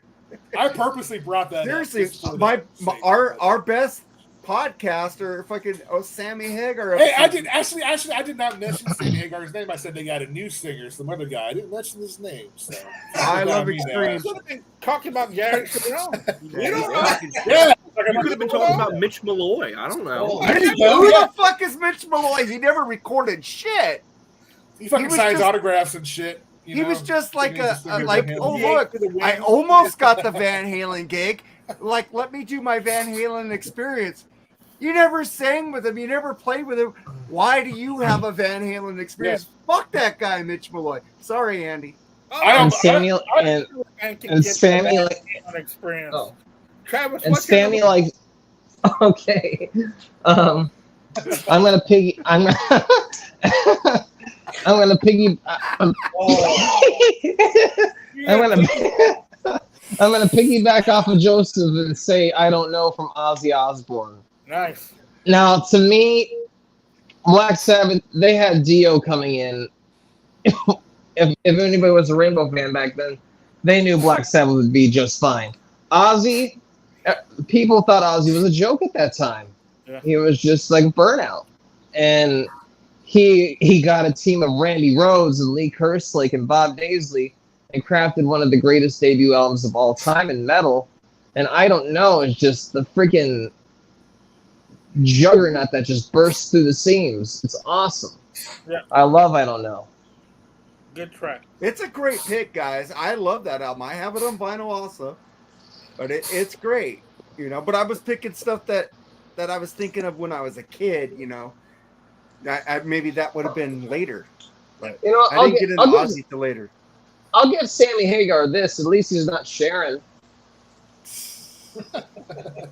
Jesus Christ. What's your number 4?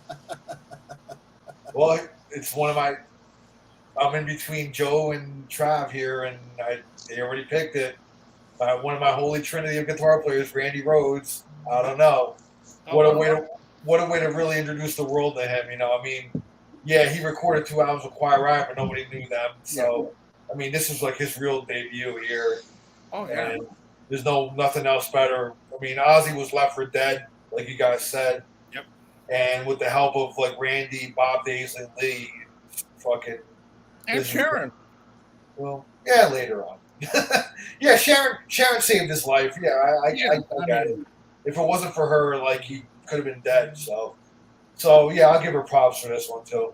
But yeah, Randy, just when I heard him, he was one of the guys that just made me want to pick up a guitar and play. So I got to go with that. I don't know, one of the best debuts from Ozzy to solo artist. So yeah. And this was also. Was it Crazy Train right after? Yeah. Yes. Track, right? Yeah. Man, what a 1-2 punch. Yep. On that Great album, man. Oh, yeah. From beginning to end. Except for Bone movies. I don't like Bone movies. I like Bone movies. I love that song. I love that song, man. Bone movies. I don't I know. love Bone movies. But then, of course, Revelation, Mother Earth. Oh, it's a great song. comes in and saves the day. I was That's never like- I was never the biggest fan of Goodbye to Romance until I heard the remix Great version. song.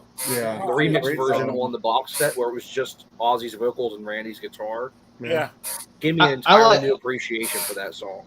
really. I like you looking at me, looking at you. Oh, I love that one song. too, man. Yeah. Great Yeah. song. And that's on the box set of the Blizzard. Yes. Check that out. I really do. All right, but Joseph, what's your number 4? Alrighty. So one that I'm surprised we've gotten this far yet that nobody's mentioned yet. I mean, it's not like one that everybody would mention. Another band like Andy mentioned about Molly Crew that's been in a lot of bad press this past year. Another one kind of like Cheap Trick, where the song that opens the CD is not the song that opens the vinyl, and that is Wasp. And Nice one. the preferred song for me is I Want to Be Somebody.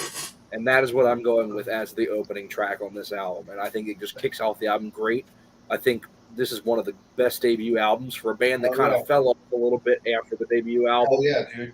I think I Want to Be Somebody just really gives you a great introduction to what Wasp is about. Blackie's vocals, Nice. Chris Holmes, Randy Piper, and it's a great introduction to Wasp for me. Such a dark, dirty album. I love it. I got pictures of naked ladies dying on the bed.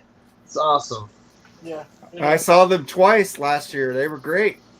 I don't care if Blackie was like singing with tapes. He was just doubling his vocals. Cool with me. Yeah, but you could have hired backing vocals. Well, you know how much those bands don't make much. The venues are taking part of their merch now, dude. Well, yeah, but still, I mean, come on. Well, yeah. Why would they want to make less money when they could just use tapes? I understand that one.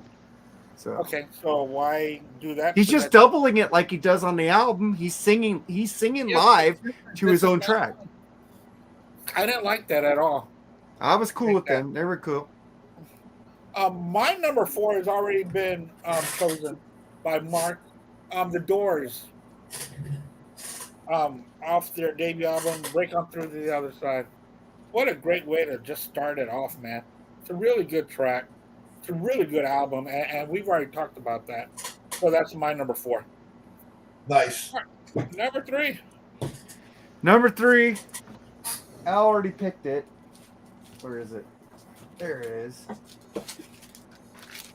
My favorite band in the world, but it's at number 3. Like I said, any of these could be number 1 because my friends told me that Neil was not on this album, and I'm kind of like a snob, like some other guy on another podcast says. If it wasn't like on a major label, he didn't want to get it.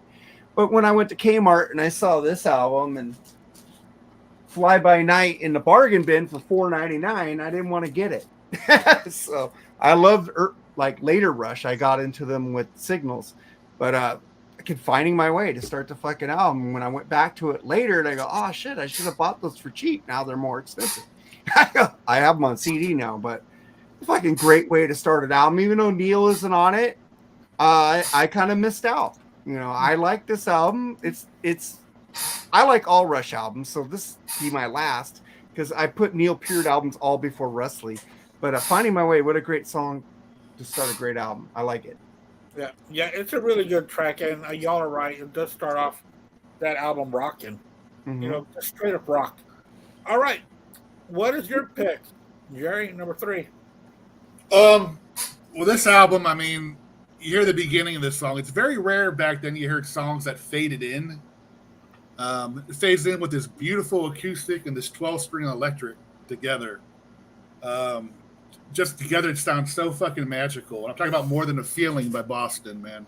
Good one. I mean, what can you say? It's debatable. It could be possibly one of the greatest debut albums in history, dude. It's definitely it should be in the top 10 of everybody's, in my opinion. I mean, there's not a bad song on it. Tom Schultz, what a fucking genius he is. Dude, that whole album in his freaking basement. I mean, come on, man. The guy's a genius, man. I mean, the solos on that album, holy shit, hitch a ride, dude.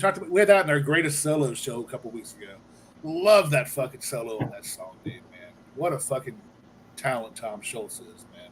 Yeah, that's a great album from from top to bottom, it's got to be a badass album if you've heard every single song on the radio. And then you heard the "Don't Look Back," and that supposedly wasn't even finished, and how good that was. Just imagine how good it would be if he was allowed more time. Happy anniversary to that album. Yeah, today. I love "Don't Look Back." Yep. It's a great album. Yeah, it really is. And of course, fucking Brad Delp, dude, one of the best vocalists ever, dude. I mean, yes, he was. Fucking great band, dude. His That's feel for the song and putting a personality behind it meant a lot. Travis, what's your number 3? Oh, number 3. Now we're getting to like perfection, like total perfection. First legendary debut album to me. I hear that riff, wow, wow, wow, wow, wow. Prowler from Iron Maiden. That is oh my God, right? It's just, it kicks off and then Paul Di'Anno just talking with such piss and vinegar, walking through the city, looking so pretty. It's fucking great. Oh shit, man, I love the Paul Di'Anno stuff so much. Yeah, and it's just a fantastic debut, and what a track that just punch you right in the face. Yeah. It's awesome. Yeah, the Paul Di'Anno Bruce Dickinson thing is getting kind of old too. It's getting kind of up there. I love Bruce. I love. We all know who you think is better, Mark. I love both eras. Well, I gotta say it again. I love them both. I like all 3 of them. So you know what, sue me, man. I would give a shit. I like some Blaze Bayley number stuff. 3. Come on. Oh, obviously. But come on. But man, the debut and Killers, it's just so fantastic. Yeah. Perfection. Oh, I agree. 100%. Yep. Well, the thing is that I do prefer Bruce, but there was a little thing going on Master. I do prefer Bruce, but I put the first 2 Maiden albums above Peace of Mind. Ooh. I would too. I'd go Number of the Beast and Killers are my 1, 2, and our dude, Peace of Mind. And their debut album. Epics on that album, man. Epics.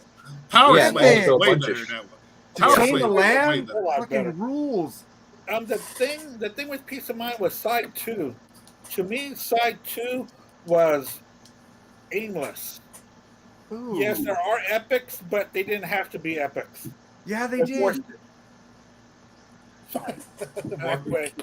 I was at work trying to think of how I was going to work that. Al, what's your number 3? My number 3, going with "Hit the Lights" by Metallica, man. I mean, first time I ever heard that, I was like, what the fuck is this shit, man? It's just, I mean, the first Metallica album I ever heard actually was "Ride the Lightning." But then when I went back and heard "Kill 'Em All" and how raw it was, and that "Hit the Lights," how it faded in, and just like, man, I was like, holy shit, dude, this is killer, man. So, I mean, they spawned a whole new genre, man. So you can't not have that on a first debut, song. Yeah. So, I mean, come on, man. Exactly. I mean, it's kicked off the thrash. Yeah. It just did. Yeah. I mean, I remember going back and after that, I remember hearing the actual the demo, "No Life to Leather," and how different Hetfield's vocals were on that. Yeah. Like I think I told him about this before, like because he sang kind of more in a high register on that demo, and then going from that to like the more kind of like gruff vocals on the "Hit the Lights," I was like, where did they make up their mind? Like where they did this transition, because it's like night and day. Like, I mean, if you really hear Hetfield's vocals on that "No Life to Leather," it's like, wow, dude. It's like, he was really singing in a high register, like real high. And then he kind of took more of like, almost kind of like, I want to be more like Lemmy, kind of shout the vocals. That's where like the Motorhead kind of influence kind of, I guess, came in, was his vocal style. I mean, he didn't sing as gruff as Lemmy, but you could tell like from that demo to the first album, like it was like that transition. So that's actually like, I wish somebody would actually like ask him that question in like an interview. Like I've never heard that, brought up.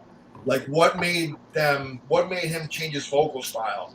You know, if nobody's ever heard that No Life Till Leather demo, go back and listen to it. Was there a He different may have. producer between that and? It was just a demo. It was a demo. But then they got a producer who probably changed Hatfield's voice. Maybe he said, "Sing it this way" to him. Maybe.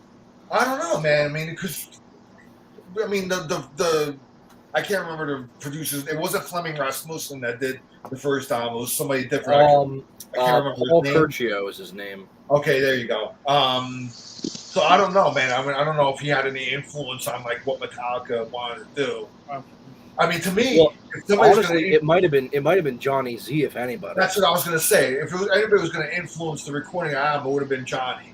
Well, they're kind of sponge. Metallica was like a bunch of sponges back then, so they probably would have learned from whoever was telling them to change. Well, they took the influences from obviously Lars was a huge new wave of British heavy metal fan. He used to get like all that stuff, man, imported. Nobody knew. No, that's why when they did covers of like Diamond Head, nobody fucking knew what Diamond Head was. Yeah. They never said it was a cover when they played live. People just assumed it was originals. You know what I mean? So, but yeah, like I would like somebody to like ask him that in an interview, like what prompted you to change like your vocal style to a more like kind of interesting. Yeah, cool. So yeah, that's my pick number 3. So hit the lights. Go ahead, Joe. So what's your number 3? So this one is I love the song. It's pretty much widely agreed that this is not the song that should have opened their debut album. I mean, there's a song later in the album that is very much the song that should have opened the debut album, but even opened their much heralded first live album, and that's Kiss, Strutter. Everyone kind of agrees Douche should have opened the album. But I still think Strutter does an amazing job of opening the album, introducing everyone to what Kiss was, kind of what their style was going to be. And I think that it does a phenomenal job of kind of getting that out there, kind of highlighting the talents of all the members, Paul's vocals, Peter's drumming, Ace's guitar playing. And even then, before you even hear Gene's vocals later in the album, Gene has some really, really good structures on Strutter. Yeah, Gene Simmons' bass lines in the early '70s or the '70s. Oh my god, awesome, dude! Yeah. Oh, he was a great bassist. One of the most underrated bass players, especially in that early. But, he just checked out in the '80s. I agree with everybody on that. I like '70s Kiss. They just got a little laxed later, Yeah, that Strutter was on my long list, and I was like really debating putting it on the list. I really thought you or Jerry would pick that. Jerry is probably going to pick that later. That's a great pick, Joe. I mean, like, Strutter to start off the album. My favorite song on the album is actually Black Diamond. But, mine as well. That was my favorite as well. But Strutter, man, I cannot stand the ending of Black Diamond. I prefer the double platinum version. Oh, I never listened to the first album version. I can't stand the ending. I must be weird because I like that ending. I love that ending. Now live it's killer when they do it fucking live. Where it goes just slows down way too much. It's kind of creepy. I like it. I love it. It gives it like an ominous like ending to it. Okay. I know. I thought it was like I like it. That was cool. Actually, I think a lot of the double platinum versions are better than the actual studio. Oh yeah, 100,000 years from now is way better than the original. Hard Luck Woman is much better on. Well, I don't like that one anyway. So there. I love double platinum. Double platinum's very like an essential listen just for all the remixes. Even Strutter, the Strutter 78 version, that's fucking awesome, dude. Rod Stewart, Hard Luck Woman. Yeah, I didn't like that one. Garth Brooks made an amazing version of it. This song fades in. And it was a great debut album. I'm going to go with Around Here by Counting Crows off of August and Everything After. Okay. All right. Hey, love it. I like it. Andy. I like it. No, Andy, you're trendy. Enjoy. You're trendy and enjoy. Hey, Andy. That's a good album. Good one. I really love that album, and that lead-off track was great. No, dude, that's awesome, man. No one said anything. It was like, I've never bought that album or had it digitally. So You're talking about a great fucking lyricist, dude. Yeah. Man. Yeah, he really had a good play on words. It's a really good album. I love it. And their deluxe has a couple of live albums on there.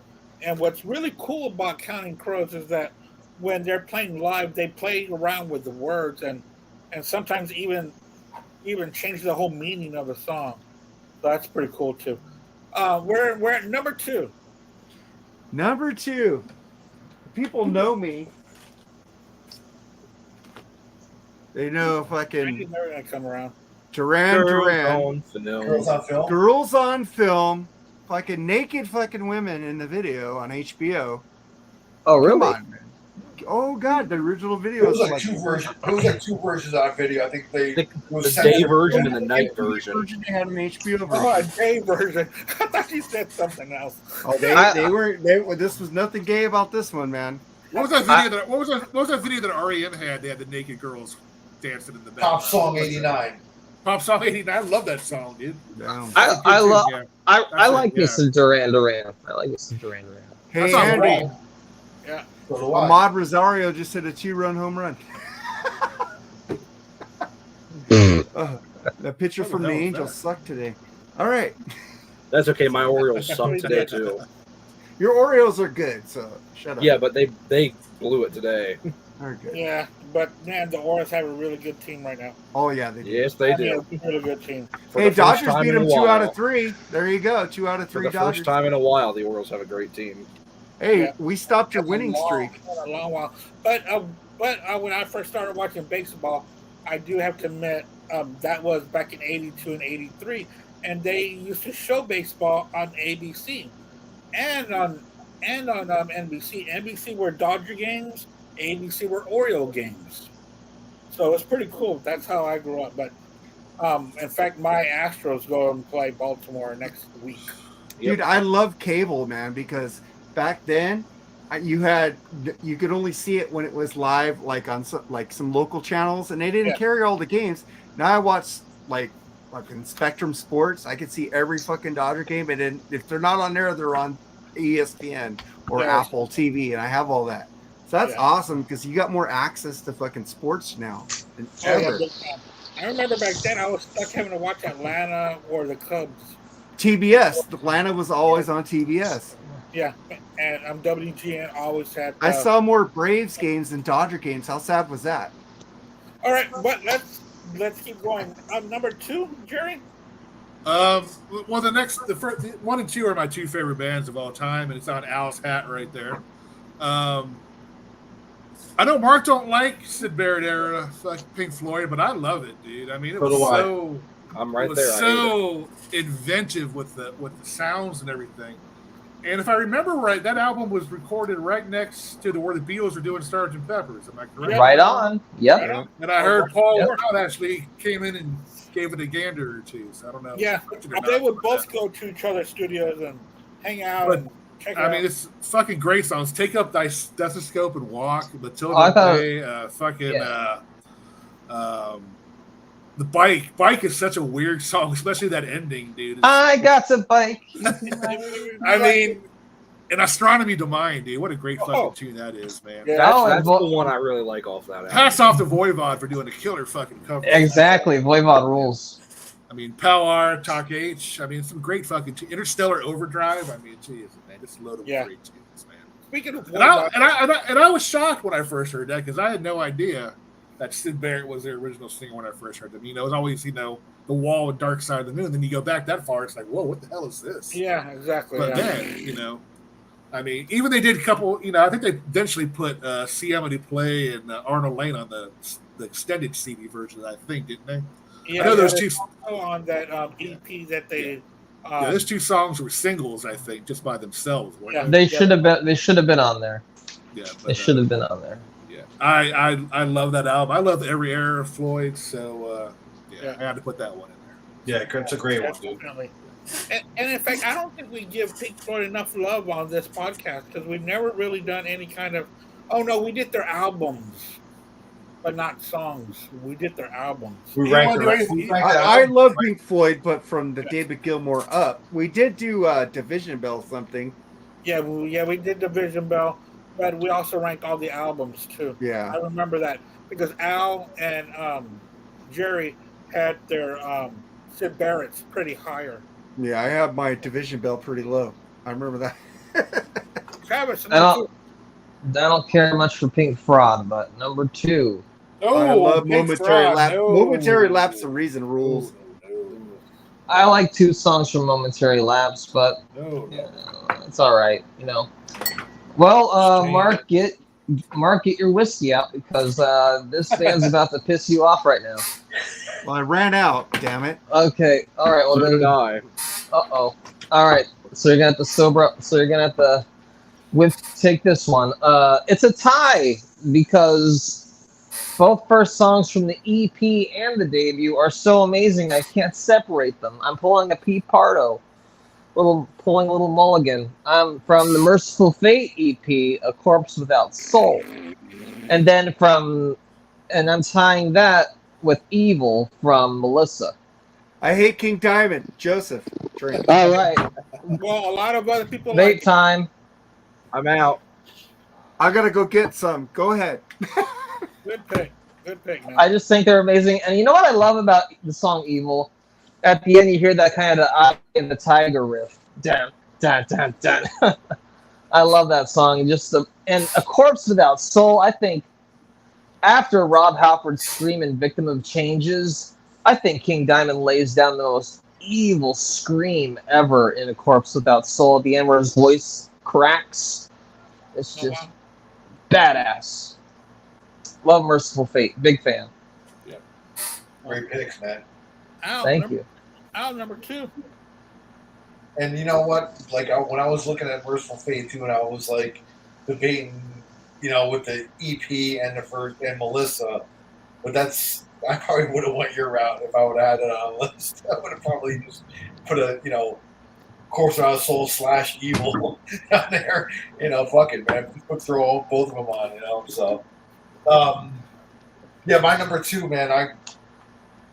One of the holy trinity of my guitar players, man. I mean, it's Edward Van Halen, dude. I mean, how can you not have Running with the Devil? I can only imagine being. I mean, I was too young in 1978 to really kind of know what was going on in music yet.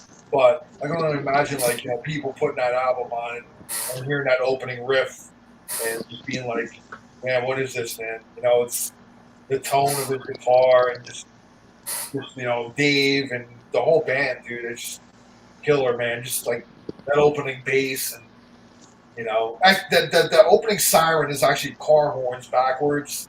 That's actually what that was. Yeah, they had a bunch of car horns and recorded them, and then they reversed the recording, and that's kind of what that sound is. So, they used to use that horn actually. If you listen to the demo of House of Pain, they used to use that horn in House of Pain before House of Pain. Yeah, there was the Warner Brothers demos. They used to use that. It was in the middle of House of Pain. They used to have the horn come on as an effect. Yeah. So that's originally where that horn came from. Then they just kind of took that piece out and used that as the intro to Running with the Devil. So just a little piece of it, So. You know me, man. You know me with the fucking trivia. So, jeez. Travis is, What kind of smoke, bro? That bong hit went down the wrong area. Hey, Mr. Bong, man. If you're gonna do that, put it on mute. I mean, it's gonna get harsh. Sorry, guys. No, that's all right. I mean, now when I was smoking bongs, man, they used to be called that bogeying. Is that what they still call it? Dude, I got you high in Tennessee, dude. Remember I bought those joints? That shit sucked, dude. You got fucked up, dude. Dude, I had I had COVID. That's probably what it was. But I bet you Travis's number 1 is Cheech and Chong's debut album. Earache my eye.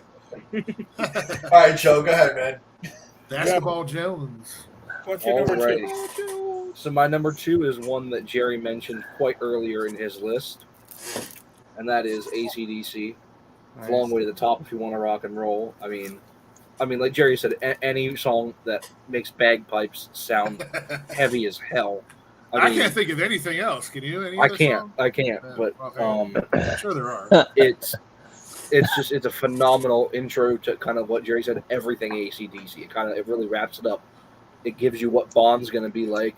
Angus's guitar riff, Malcolm hanging out in the back there, Phil Rudd, and it's such a great introduction to AC/DC.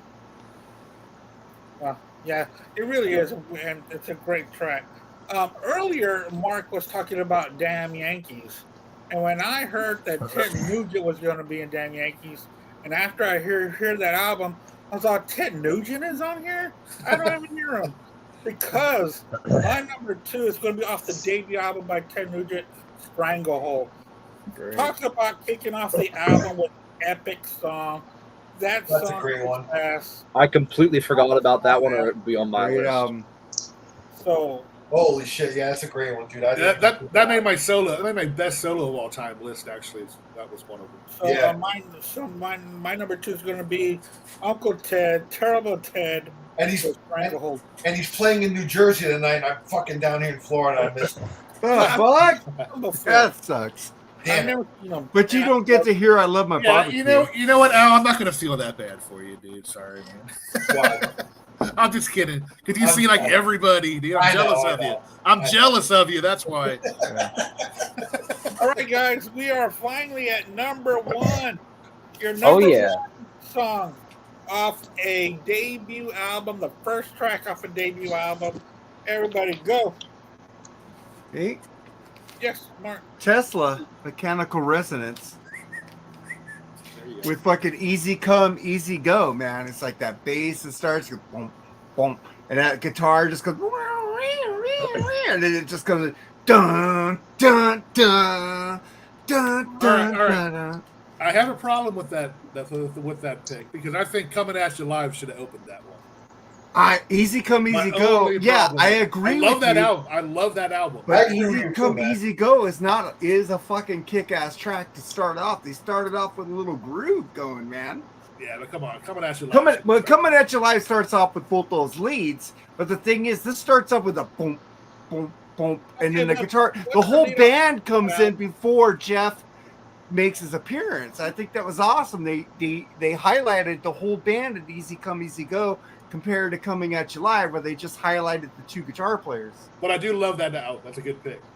Yeah, so that's my number 1, Tesla Mechanical Resonance. And Jerry, Easy I come, think easy I go. already know you're number 1, but go ahead. I think Al was the only one that mentioned this one, actually. Bro. We don't know what that is. Bro. Led Zeppelin, Good Times, Bad Times, man. I mean, dude, what an assault of the senses that fucking song is, dude. The drumming, the guitar riffage, man. I mean, when everybody says, "Oh, Zeppelin ripped off all these blues guys," listen to that Who fucking cares? song. Listen to that fucking song and tell me, who they ripped off there.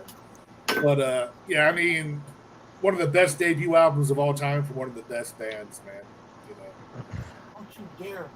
That could have been higher on my list. It's too, kind of man. like Easy Come, Easy Go, man. It starts off different and then goes somewhere else. Nah, Good Times a little heavy. Anything John Bonham did, I think fucking- Easy Come, Easy Go is kind of heavy too, man. I don't know. The fucking drumming on that song by But- Bonham is just out of this world, dude. I would have picked Zeppelin in my countdown, and they probably would have hit number 1. But you know what, Jerry? I know my brother. I know Al. You guys are going to pick that Zeppelin album.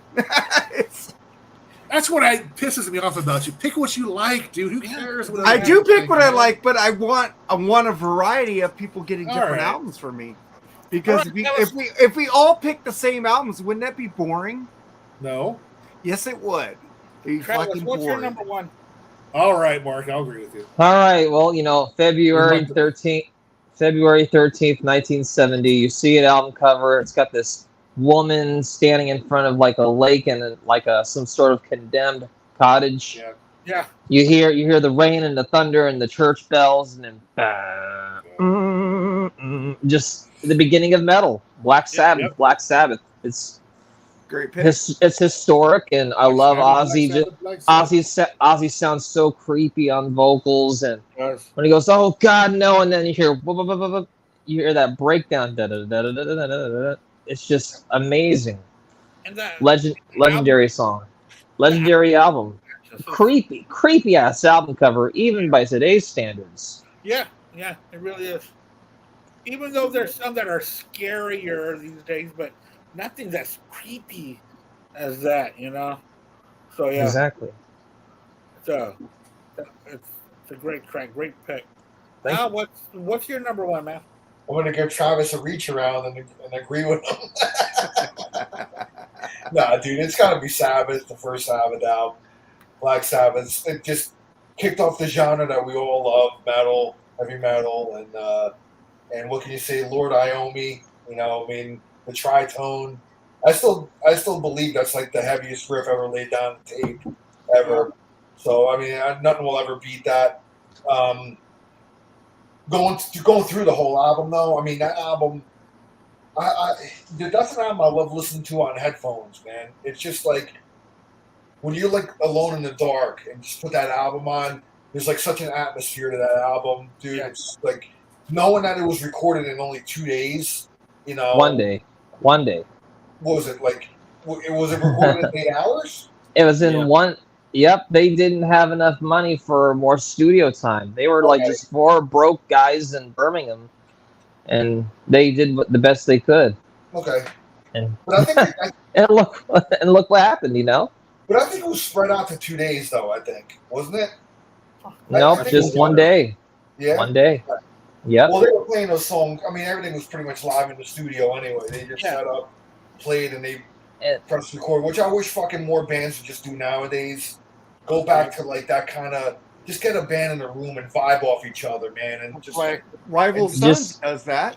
Who? Just get Rival Sons. There's instances, Black Crowes do it as well. Yeah. There's instances where bands do that, but not enough, man. I mean, because now you hear all these albums, these modern albums, and just everything just sounds so sterile and too perfect and too. It sounds so boring with the same guitar sound, same fucking drum sound that you dial up on like Pro Tools or whatever, and that's why I like that producer Dave Cobb, man. He gets 1 or 2 takes and he's done. Yeah. He does that with the Rival Sons, yeah. Now, here's an interesting fact, Al, about the riff to Black Sabbath. Geezer Butler in an interview, like I believe you about the Devil's Tritone, that's what it came out to be, but Geezer said he was inspired. He was inspired by that Martian symphony, da, da, da, da, da, da, da, da, da, da, and that's how he got his little bit of influence from that too.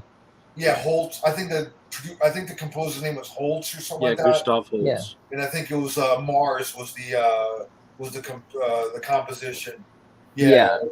I actually learned that from Razor Fist from watching his Black Sabbath. The Metal Mythos. Yeah, Metal Mythos. Yeah, it's fantastic. I love that. Anybody that's never watched that should check that out. It's great. I love his Metal Mythos series. He does like great stuff. So yeah, I mean that's my pick, man. Go ahead, Joe. So before I get to my number one, I'm going to mention a couple. I kind of, in the midst of us talking here, moved some stuff around in my list to mention some albums that I knew some people weren't going to mention. Yeah. So there's a couple that I had originally on my top 10 that I moved off of it, and that would be something like Iron Maiden and Metallica and Black Sabbath. But one I'm leaving that was some people already mentioned, because it has to be, because it's my number one. Van Halen, Running with the Devil. I mean, you can't beat it. There's nothing I think that beats this. The 6-pack, this album in particular, like I said, I go back and forth between the first and the second all the time. I think this is just, especially just right from the beginning, it just kicks off with such an amazing track. You can't beat it. Running with the Devil off the first that may be better musically than Van Halen 2. The Van Halen 2's got a lot of sentimental value to me. That's probably why I like it better. Yeah, I love that album, but there was no reason to pick it when I knew half of you guys picked that album. My number one has been picked several times, and it should be, but my number one is going to be "Welcome to the Jungle" by Guns N' Roses off of Appetite for Destruction. I remember seeing that video and loving it. Slash just getting posted on the street, and the story of like Axl Rose being this guy from Indiana, getting off a bus and getting introduced to the slimy streets of LA, and that's what the whole album sounds like. And it's a killer track off of a killer album, and that's going to be my number one. But as y'all know, it's not the end, because this is Black Spinner, where we do five honorable mentions. So go ahead and run through y'all's five as well. Mark, go for it. I got number 1, Night Ranger, Dawn Patrol with Don't Tell Me You Love Me. What a fucking killer track. Metallica, Kill 'Em All with Hit the Lights. Got me into Metallica. Listen to that album. Alice in Chains, We Die Young from fucking Facelift. Yeah, man, that almost made my list. Fucking Armored Saint, March of the Saint. Even though they had an EP before this, March of the Saint is a fucking killer track to open up with. And in Asia, from the Asia album, Heat of the Moment. Fucking great fucking track to open the album. That got me into Asia, hearing that track on an airplane. Yes, that's a great album. I love Time Will Tell too. Fucking Asia. Somebody is like super close to their mic. Yeah. Not me. I'm way over. I'm the same spot as I was. Oh no. Gary, your 5 honorable picks. Travis mentioned Iron Maiden's debut album, Prowler, man. What a great fucking tune that is. Right Metallica, Kill 'Em All, Hit the Lights, of course. Kiss's debut, Strutter. I agree with what you said. Dude should have been open in that one. The ones that weren't picked, Cinderella Night Songs, man. What a great fucking opening riff that is, man. Yeah, it is. And then I got Bad Company's debut album, Can't Get Enough. Great fucking tune. Yeah. Oh, that's a good album. And my last one is that, when I tell people I like this girl, I lose a lot of man cards, but I don't care. And if your girlfriend was listening to this album in the early 90s loud, she was pissed at you. I'm talking about Alanis Morissette's Jagged Little Pill, All I Really Want. I love that song. Say what you want about it. That album was I love it. Monster. I love that album. It's okay, Jerry. I just can't listen to her like Liam Gallagher over and over, Well, But I don't apologize for liking a lot of it had like 4 or 5 singles off that album. Yeah, I think like It's 7 a good or 8 album. singles. It's a good album. I just can't listen to it like. And that's a blockbuster album. Yeah. It is. Yeah. Well, I don't listen to her too much, but that whole album from top to bottom, I love it. I've got that one actually on CD and cassette. Jagged Little Pill. She has an acoustic version of it, which is fucking awesome. Oh, really? Does she? Awesome. Yes. Really good. Travis, what are your 5? All right, so Metal Church, Beyond the Black into the song Metal Church. Yes, indeedy. Sanctuary, Battle Angels. Nice. Sabotage, Sirens. Oh, Mark will love you for that one. Yep. Oh, Mark's really going to love me for this one. Who? Slayer, Evil Has No Boundaries. Yeah. Who? And you guys are trendy. Love it. I was gonna mention Wasp with Animal, but since Joseph already picked it, I'm gonna throw a little wild card here. Well, Joe didn't pick it. I didn't pick Animal. Animal's Really? not the opening track. I heard. Well, I'm gonna change my mind. So I'm gonna throw a little wild card in here. A very overlooked thrash band. I'm gonna go with Toxic with Heart Attack from World Circus. Wow. I love that tune. Going underground, man. No, I picked this track that actually opened the album, which was I Want to Be Somebody. Okay. Yeah, Animal never opened it. Animal was just the opener on the CD. Also, I wanted to mention Yngwie Malmsteen, Black Star, Marine Instrumental. Yeah. And Sirith Ungol. I'm sorry, I had like 2 more. Sirith Ungol, Frost and Fire. Who is it? Sirith Ungol, Frost and Fire. Never heard of that. No. Great kind of American heavy metal band from the early 80s. I really the vocals are kind of acquired, but it's pretty damn good. What are your 5 honorable mentions? Go rip it out, Ace Frehley. That's his debut solo album. I gotta pick that one, dude. Nice. I didn't. What? What? I'm just saying that's a Kiss album, but go ahead. No, it's not. It's Ace Frehley's album, dude. Ace Frehley's the only member of Kiss who plays on that album. Yeah. I know. Purple I Haze, just want Jimi to be a Hendrix. Purple Haze, Jimi Hendrix. You gotta mention that one. 21st Century Schizoid Man. Hell yeah! Holidays in the Sun, Sex Pistols. Hell yeah! Man in the Silver Mountain, Rainbow, dude. Come Yeah. on. I had to pick that one too. That was almost on my number.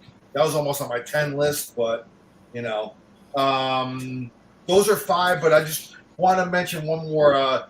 Actually, Blue Suede Shoes by Elvis Presley, dude. The That's good on his one. first Carl album. Perkins. Yep.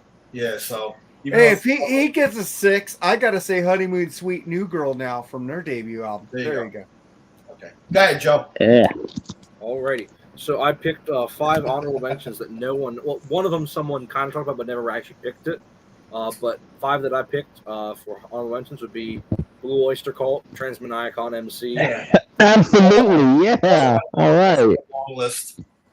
Vince Neil, Look in Her Eye off Exposed. Oh, that's a good one. Love that album. Wow. Kind of pairing up with Al's pick, but a different pick.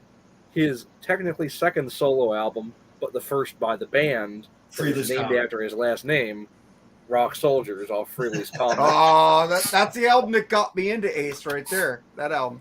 A really kind of under the radar pick from a band that people know about, but like their early stuff, people won't really talk about it much. Nazareth, Witch Doctor Woman off the first Ooh. Nazareth album. Ooh. Best song off that first Nazareth album. I mean, it's an okay album, but that first track is amazing. Okay. And then the last one, which is the one that somebody kind of mentioned a little bit earlier but never actually picked it, was Stand Up and Shout off Holy Diver. I think Andy mentioned that I one, think right? so, yeah. Yeah. Well, Will Toth had picked it. Oh, Will. That Okay. was one I was going back and forth on, but I went. But I stuck with Man of Silver Mountain, yes. Okay. That's a great song, man. My 5. I'm gonna start with Stone Temple Pilots, Dead and Bloated. Oh, good one. That was one of the ones I had to cut off my list. Awesome. Yeah. Also Black Crowes, Twice as Hard. Great one, Jerry and you. Yeah. Also, I went with Smashing Pumpkins off of Gish. I Am One. Ah, that's a good one. That is such an I epic love track. Smashing Pumpkins, man. The first 2 albums, especially. Oh, Yeah. I love the Melancholy one too, man. Melancholy was good too, but the first 2 I liked the best. The debut album by the Strokes out of 2001 is This It. It's a really good track to start off that album. It's a good album. I haven't heard it in a while. And then my last one that I picked, Losing a Whole Year by Third Eye Blind. Oh, I All love right. Third Eye Blind, dude. You never picked them, dude. I have Third Eye Blind. And then also my last one, because I did put this down, I Feel Free by Cream.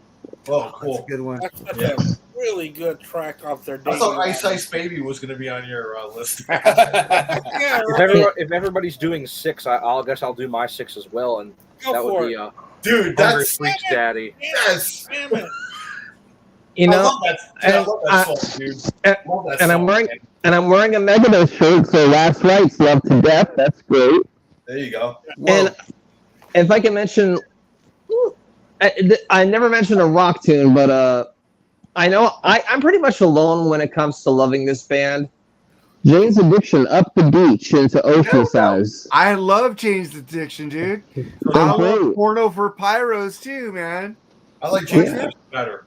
I like Yeah, Well, that's Jane's Addiction is better, but I like Porno for Pyros. That's a great one though, Trav. I love Yeah. that one too, man. Jane's Addiction.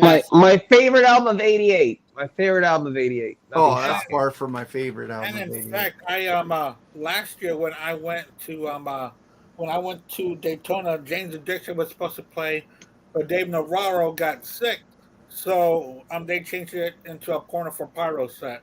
Oh, okay. Dave Navarro rules, man. So I was like, really? I really wanted to see Jane's Addiction because man, they get lost in those songs and those epic tracks. I like that Chili Peppers album Dave Navarro was on, the One Hot Minute. That was pretty good. I like Sunday Morning from Velvet Underground. Oh, Ooh. good one too. All right, guys, thank you so much for joining me tonight. This was a really good good topic. Thank you so much, Al. We all had a great time doing problem. this. Revisiting debut albums and picking, and not just great debut albums, but to make sure that the lead track was badass, you know. So that was fun to do. Next week here on Black Spitter Music Podcast, we are going to be doing the top 10 of a year that I have not picked yet. So I don't know what I've picked and what I haven't picked, but I'm going to go through my YouTube videos and find a year I haven't picked yet. You should go 94, man. Yeah, huh? 94. You want to do 94 next week? That's fine with me. You should do 94. So, okay, we will do 1994 next year. Good year. Next week. Good year. So next Wednesday, we'll do the top 10 plus 5 honorable mentions for the year of 1994. If anyone wants to do that, let me know. And you will I be will. on. Okay, Al? Mark? As always, I'll let you know on Sunday or Monday. All right, that's fine. Mark, since you picked it, you want to be on it? Oh, yeah. I can't pick it and not be on it. Yeah, All right. right. Cool. Yo, 1994. It's I'll before have to look. 99. Probably, yeah. All right. Let me know during the week. Travis? I don't think so. I have something going on next Wednesday. All right. Sounds good to me. All But right, thank guys. you for inviting me. Oh, of course, always, guys. All right, thank you, guys. I'll see y'all next week for 1994. Y'all take it easy. Have a great night, guys. See y'all later. Bye, guys. Bye, y'all. Peace.